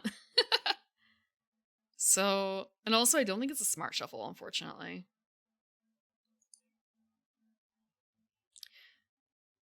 So we roll 1d10. We're going to roll the big d10. This is not a roll. This is just dropping it on there. Okay. So actually, okay. 1, 2, 3. So technically, Hayden is the event revealer, I think, because I was doing it in order and there was no event revealer for start, but Gallifrey's was for this, Prim was for that, Primseco. So the third one. Okay. Go mint. 8.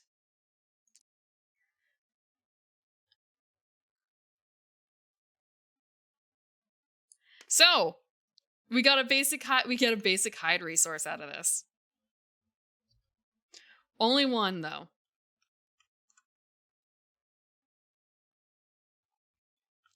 Hide basic. Okay, let's grab a basic hide.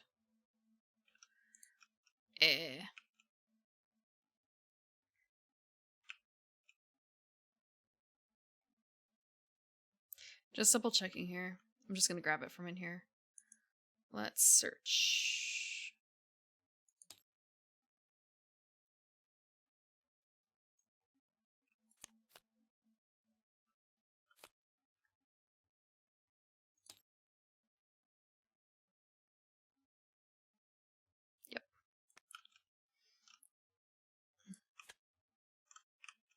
A flat suit and a basic guide. You've been a very helpful survivor. We'll see if that holds true for the actual fighting, though. Okay. Now back to hunt.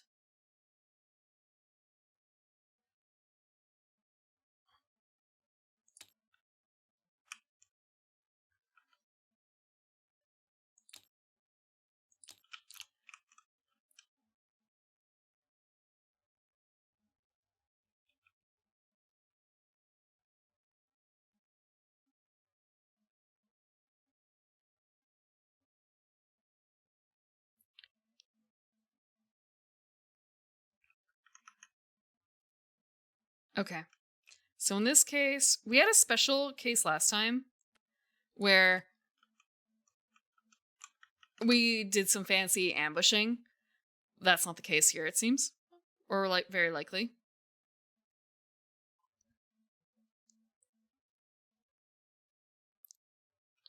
So where's the overwhelming darkness space?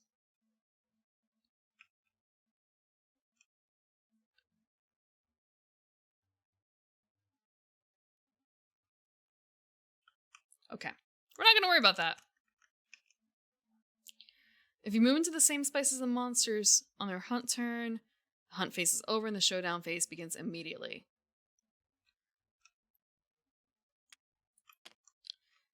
So,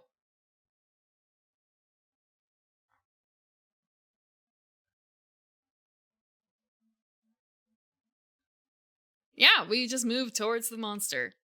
We land in the same space, which means technically the hunt begins, or the showdown begins. And that's all we really have to worry about, huh?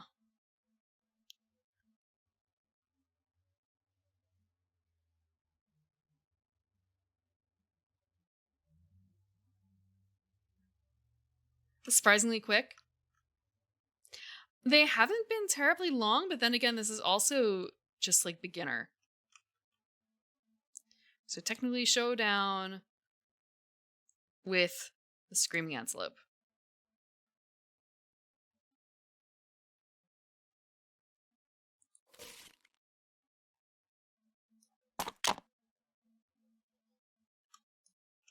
Yeah!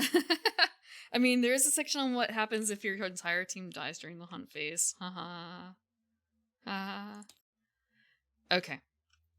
So this is the Screaming Antelope setup. This is what we're fighting. Next session. And let me take a look at the calendar real quick. Because I do have a plan for... Wait. It will probably not be Kingdom Death next week, because I have another plan. But the week after will be Kingdom Death. We are going to take a look at this before we get into anything else. Like, before we end. Just how this can play out. There once was a fearsome monster that was trained by the hand to be a steed for the goblin. However, upon smelling its new master, the monster's mind shattered and it ran into the unknown, foaming at the mouth and biting the noses off the stone-faced floor.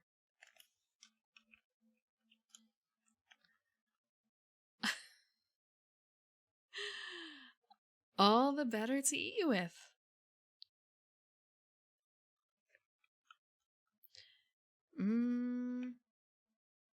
Off the stone-faced floor. Also, foaming at witch mouth. It's probably a lot easier to do that when there's also the mouth on the stomach. Good news, you're not on the hunt. You're not on this hunt. But you probably will eventually be put on a hunt for something like this, or even worse. I'm just saying, you volunteered. You volunteered. So, this is a completely new monster for me. The monster full moves to the closest acanthus plant and ends its turn. If the monster is on or adjacent to an acanthus plant, archive the terrain and heal 1 wound. Oof. If there are no acanthus plants on the showdown board, instead will move toward it. Move full forward in a straight line. It's eating noses off the stone-faced floor. It's not eating real noses. What did you miss? We have entered Showdown phase. We're not going to Showdown tonight because it's going to be a bit longer than I would like for the rest of this. But we're just kind of checking out what it's going to be like for next time. Because I've never fought a Screaming Antelope before. I've only done White Lions. It's going to be one level, first level, level 1 Screaming Antelope. Level 1 Screaming Antelope. 6 movement, 8 toughness.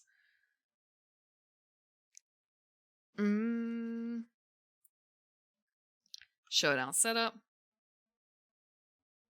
Holy shit, that's a lot of acanthus. Wait, no, okay, so it's just... Hold on. Only 3 acanthus plants, but they could be anywhere in that space. More so, that was kind of the thing, like, initially, like, holy shit, that's a lot of acanthus plants. This is fucked.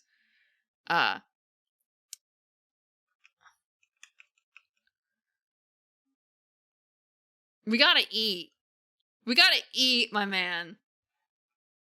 Acanthus plants won't cut it for us. A bug spot terrain card set up in the gold area. Okay. Tier random terrain card set up normally.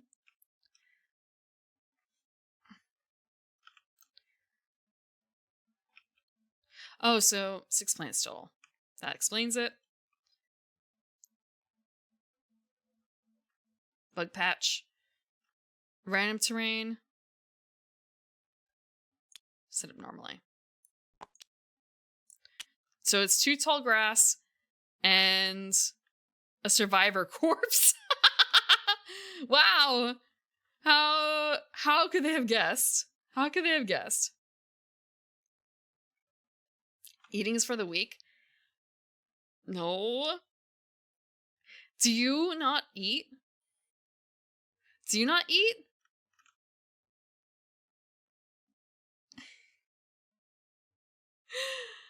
And there are some things that do both. You know? There are some things that do both. There's nothing wrong with taking in energy in multiple forms.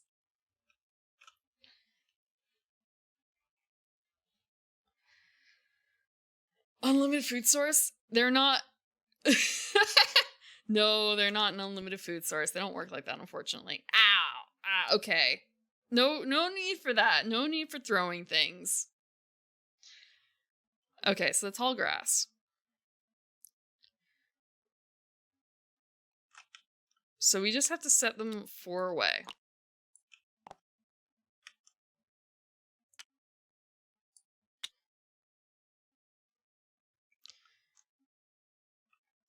Also, I should check out what the setup is for the survivors on the short edge board. Either short edge. Okay. I feel like it's a good idea to place them here because it is going to be going for the grass. It'd be a good idea to keep it away from the grass. However, I don't know if that's actually going to work out.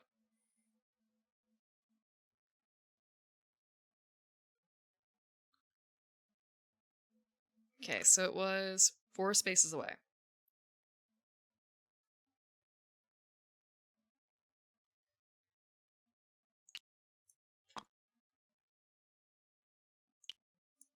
So we're going to set it up this way.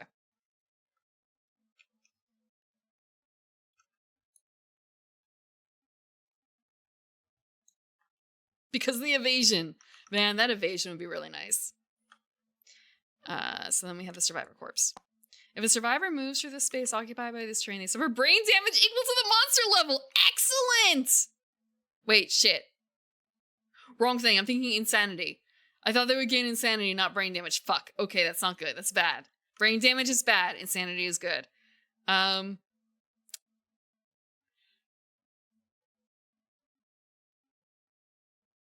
6 spaces from all other terrain. Only 1, yeah. Every time they go through it, though.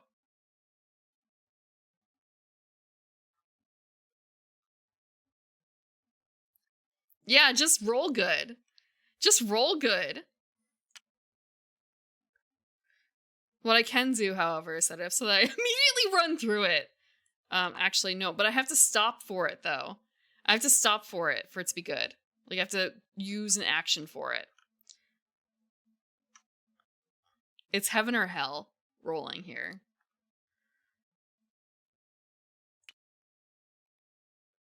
Okay, I'd have to set up literally on top. So I have to do it 6 away from everything else. That's the big kicker. So...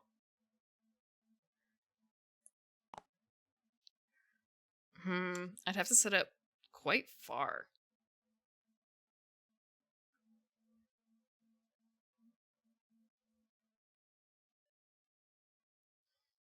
I could do it like over here.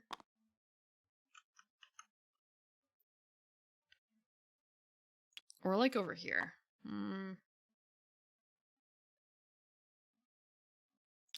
Here?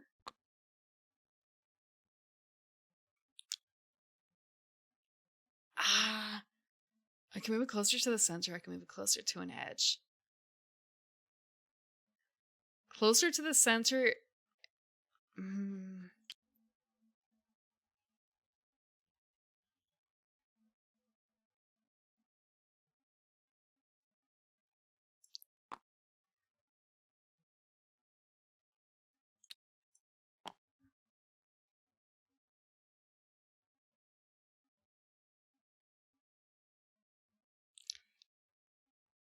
I could set up over here.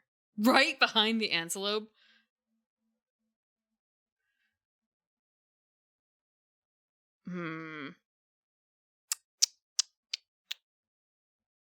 We'll try that. We'll try that.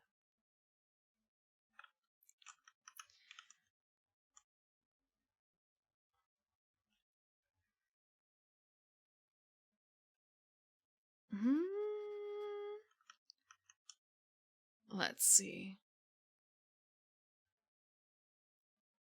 Nominate non-deaf survivor in the settlements. They rapidly beat their head in grief, suffering the death. Okay. Just kind of a wait. Why non-deaf? Does this have to do with the fact that it's a screaming antelope? And oh, it's because they become deaf from it. Welcome! Welcome, Algavidian, to Kingdom Death Monster. Those things do happen.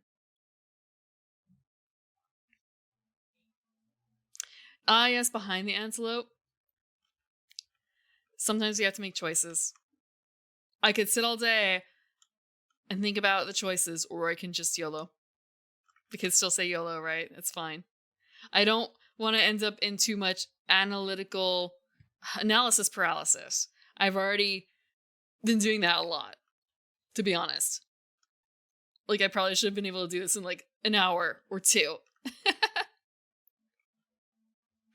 Wait, no. Why did you not name him? You're literally supposed to name the Malkavidian. It's like one of the first things that you do.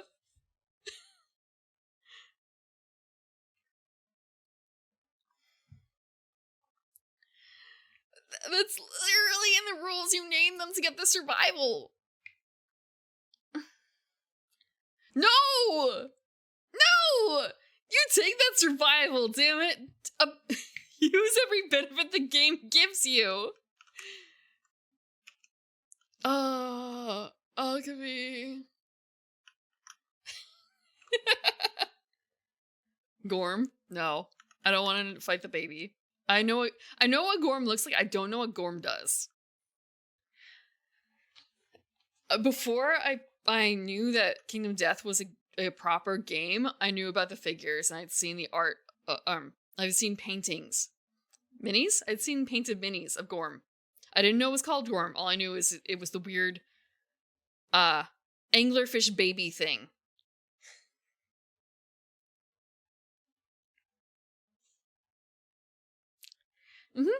Have a good night, Ko Jason. I am going to be wrapping up because we have gone through this Showdown setup. And we are just about done with that.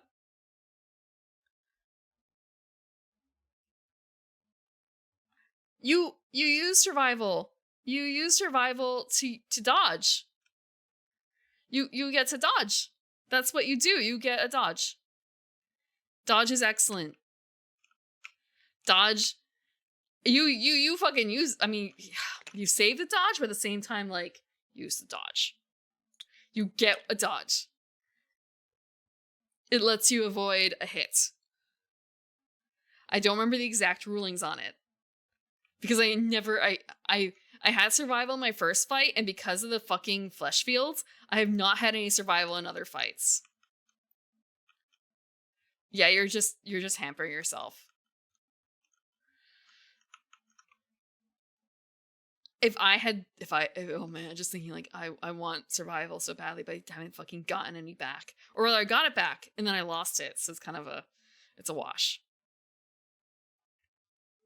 It's in the first Showdown stuff. Are you using the rules from? I guess it might also be a question of, are you using the same tabletop sim mod as, not mod, workshop item as I am? Because it should be in the first story.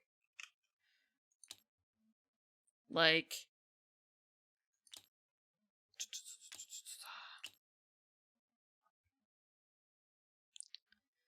action, Actually, no, it's on here. Monster target. Okay. Damage the survivor.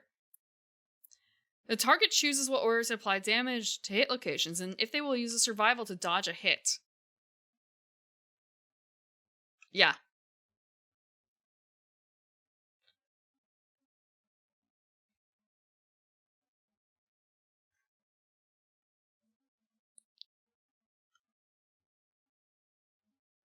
I think that there was a little bit more described in another area. Like maybe when they were describing... No? Okay, that's the first. There was definitely a thing in here about like, hey, name your person.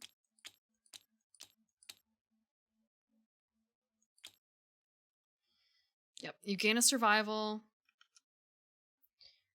They talk about movement, speed, blah, blah, blah, blah, blah, survivor hit locations, armor points, brain, and insanity.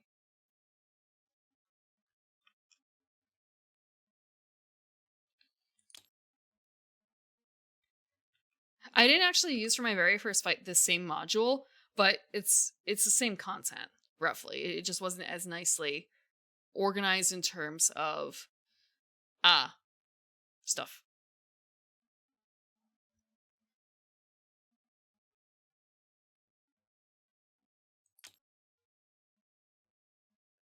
But yeah. There was a bit of a case, I think I had a question about like the exact order for like hit location dodging stuff. But basically the first couple pages, the first story is like the cheat sheet of how to play a Showdown.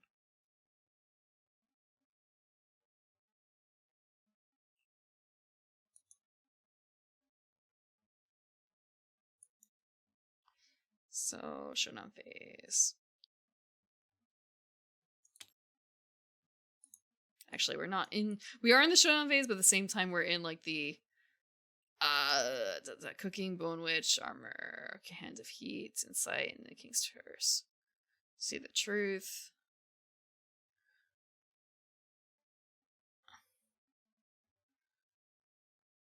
So we have, I want to go to the page for the monster, for the critter. I'm kind of jumping around here.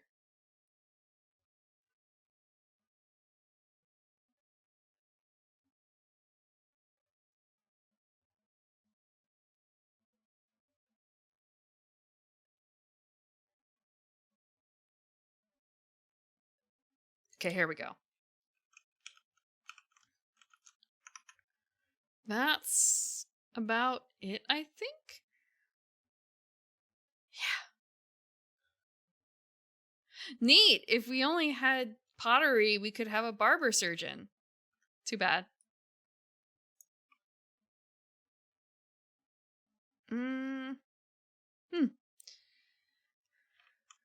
I am going to actually take a real brief look at the basic action and trait. Okay. Trample trait. No target graze. Closest knockdown survivor in range. So at the very beginning, it's not going to have a target because no one is knocked down.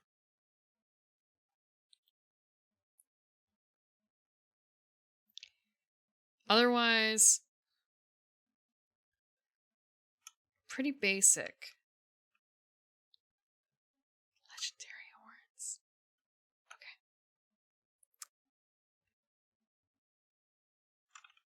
Basic advanced. Okay. Battle pressure. Okay. 22 hit locations, 10 AI cards.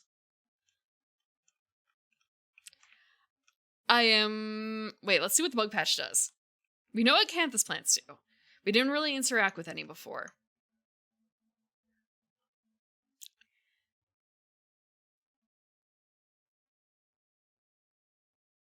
We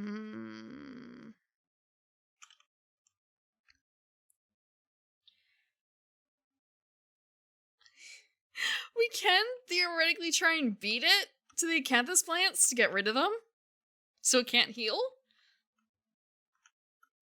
I don't know if that's a good idea.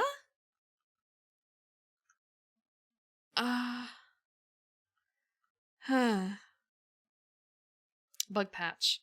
Roll 1d10 to scavenge if carrying a scavenger kit. We don't have one. 3 brain damage. Nothing. A random basic resource. Random vermin resource. Okay. Huh. That's a... Sorry, just 1... 3 out of 10... Well... I don't know what a vermin resource is like. I know basic resource. What the fuck is a vermin resource? Vermin resource. Vermin resource. Vermin archive. What does...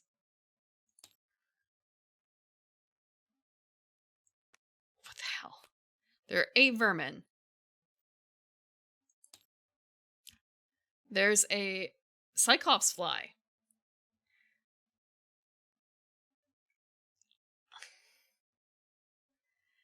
On 1 through 5, 1 through 3, you die. 6+, gain accuracy. Oh, you consume them! Swap your insanity and survival values with the lonely ant. Sword beetle, you die. Wow, okay. Yeah, literally, 1 through 3 you die. Otherwise, you get something really cool. In some cases, like, you just get something good. Like, crab spiders are good. Archive this in game +3 survival. I guess it could be better, because, like, survival is consumable, but at the same time, like, it's consumable. It gives you 3. That's pretty nice. And there's no downsides. Versus, like, you die or get a permanent strength. You die or you get a permanent evasion or accuracy. 1 lifetime reroll per character. The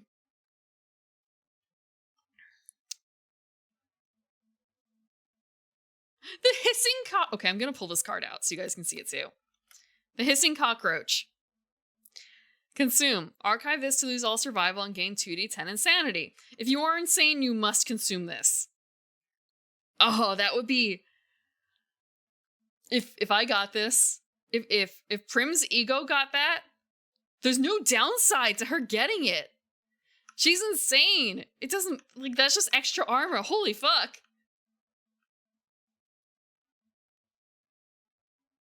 I want the hissing cockroach. Yeah! There's nothing wrong with doing that, right? There's no downside to having potentially 20, 25... Look, people...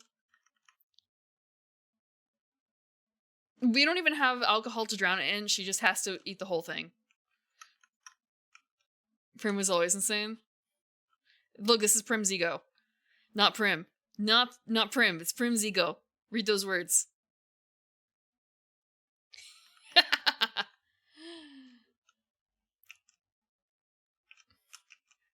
The ego is the self. I didn't take psychology and philosophy.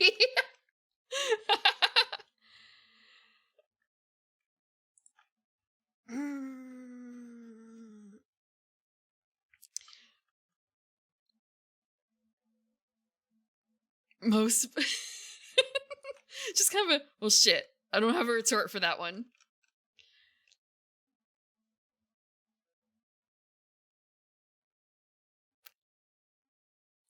So why is it Prim's ego and not just Prim then?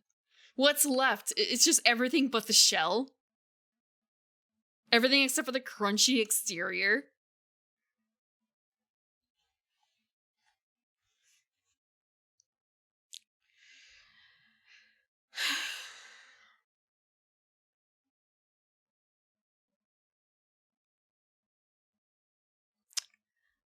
All I can think of now is I know someone who's doing the first subathon in 3 years of streaming, and all I can think of is, in this case, you're kind of basically asking me, would I, for my ego's sake, would I eat a bug? Would I eat a cockroach? And the answer is,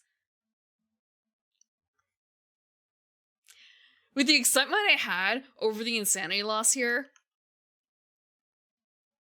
I don't know about a cockroach. Definitely not a living one. Probably not.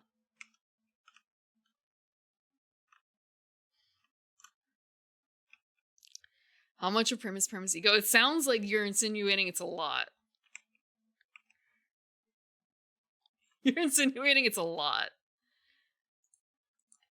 What the hell is an ego?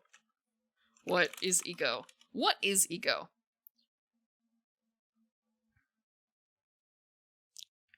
Mediates between the conscious and the unconscious and is responsible for reality testing and a sense of personal identity. Okay, there's way too many definitions that kind of have the same sort of concept, or like not same concept, but like related concepts, but not exactly the same. Psychology was a mistake.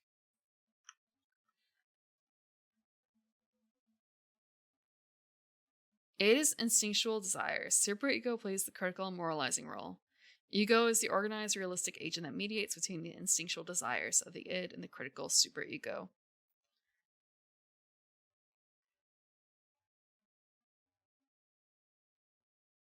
So the ego to the id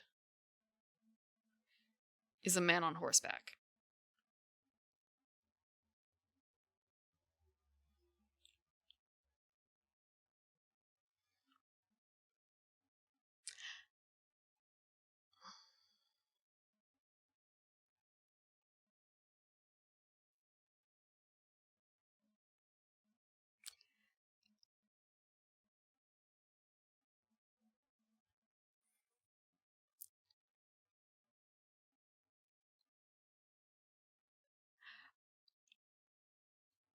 I have reading to do. I have reading to do, damn it. Okay. I have reading to do.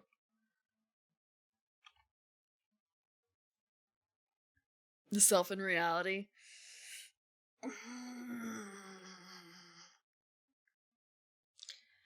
Cognitive psych, you're behated. I'm sure Wikipedia is probably not the best source for this, but it's a quick resource.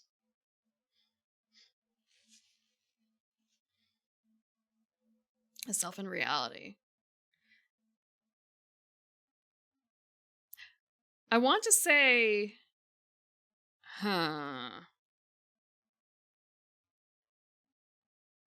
Farscape? I don't know what Farscape is. What the hell's Farscape?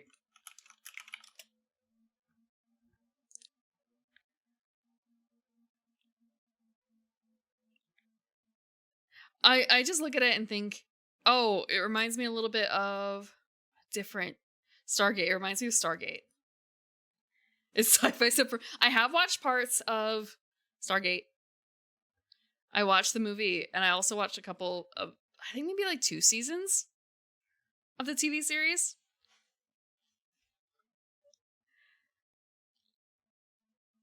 Stargate is Garvo compared to Farscape?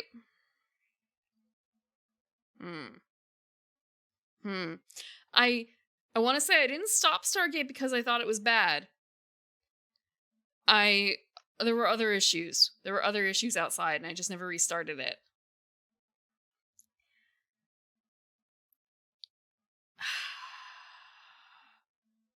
But I want to say that the posters I'm seeing for Farscape are not particularly invigorating. How do you feel about... Is it Firefly? How do you feel about Firefly? Is it Firefly?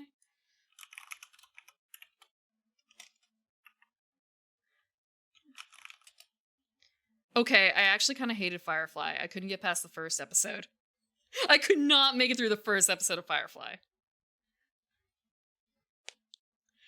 So if it's kind of a...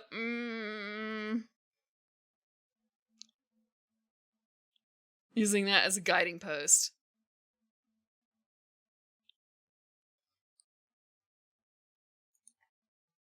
You'll just cherry pick an episode. You can't just do that with TV series. Just watch whatever episode comes on. That's not how TV works.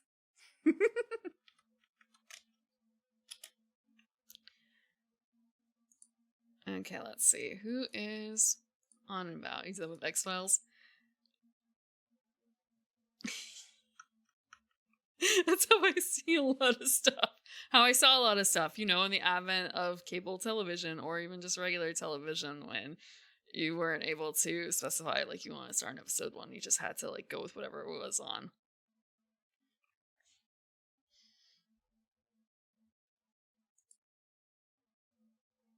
Okay. Farscape is cheesy fun. Stargate is a good series and totally out of work. Farscape actors joined. Oof.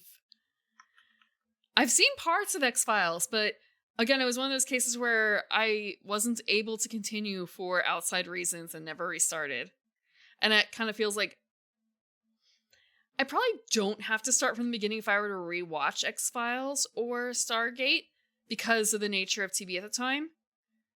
I'd probably just be able to kind of pick up roughly where I think I may have left off and continue on. But at the same time,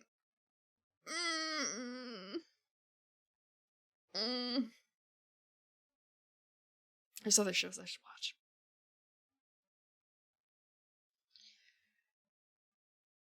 Let's see. Who's on? What is this person doing? What are we up for after this? She's been on for a while, but she might be on for a long time. It's hard to judge. It's the Billy Bus Tub! It's the thing that you were talking about before. Oh, this person's on. I haven't rated them, but they had something I wanted to see earlier. Oh, she's been on for a long time. I don't know if she's planning on staying up for much longer, though. That's always the issue. Like... Yeah. I can't tell. Damn. No, it's not. Ronan was one of the people, but there's also Nepenthes. She's a carnivorous plant VTuber. She actually... So, I'm like domestic cat gardener. She's an actual gardener.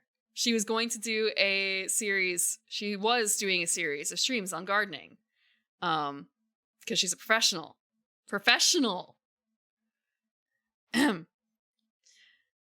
She's been on for like over 6.5 hours. So, and apparently it's kind of like, I don't know what she normally streams like. I know Ronan usually does long.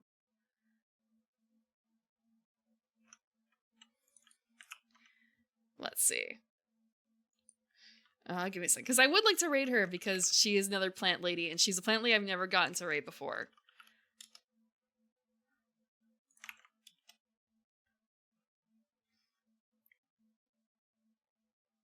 Plant lady solidarity. Yeah, we'll raid her and see. She might be up for a while longer. We're gonna raid Nepenthe. Nepenthes. I also don't know how to pronounce her name. I'm gonna learn. I'm gonna learn when she introduces. This is why I'm ready. I'm ready to learn her name. It's like doing the surreptitious. You don't know the person's name that you're introducing people to. So you just kind of like generally wave, or you introduce the person whose name you do know, maybe, or like, hey, introduce yourselves to each other, and then you listen and you hear what the name was. Hey, you. How's my favorite plant lady doing? Like, I'd always just ask. Yeah, I could. Don't tell her. Don't tell her. Don't tell her. She looks like she's crafting right now. Unless she is. Let me check. Oh shit, you can hear.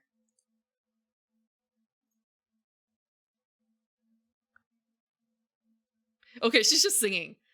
No, don't do that. Don't do that. No, do not tell her. No secrets. You'll keep a secret from me, won't you? You'll keep a secret from me, won't you?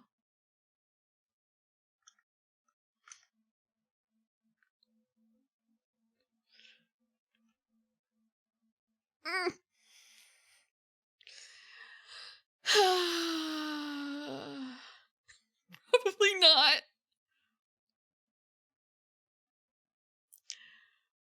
Actually, before we go, give me a second. Oh, it's the cannibal song. How about that?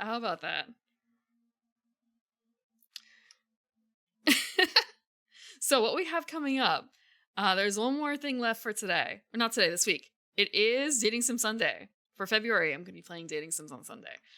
And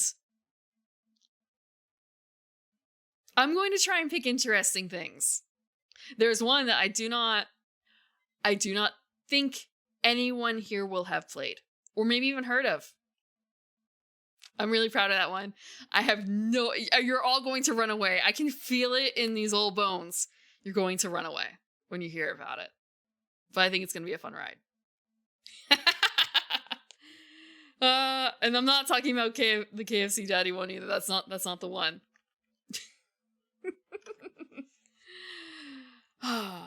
That is the plan. Next week, Wednesday again will be Spyro. And I also have to think, if you're interested in discussing what we should watch on Monday, because there will be another movie or anime night, you can join the Discord and talk about it there. Otherwise, it is time to move on. We'll be joining Nepenthes. It's not Yaoi. It is not Yaoi. I promise you, the one I'm really excited about is not Yaoi. I promise you that. I wouldn't lie to you.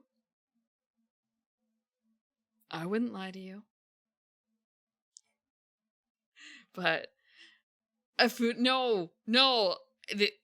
that I'm going to be playing is going to have an all ages version. And will be in English. Just double checking. I was trying to... I had another rule maybe. But I'm not 100% certain. I think those are my two rules for looking things up. All ages version. Look, I cannot guarantee that they do not have a non-all ages version. But Twitch, I can only stream on Twitch ones that have an all ages version. Although one of them does not have a category on Steam, that's going to be interesting. Have fun with Nepenthes. Have a good night. Thank you again for joining me for Kingdom Death Monster and helping me through that hunt and that raid. And for being lucky enough to help me avoid intimacy troubles. And instead we have some beautiful new twins. Have a good night.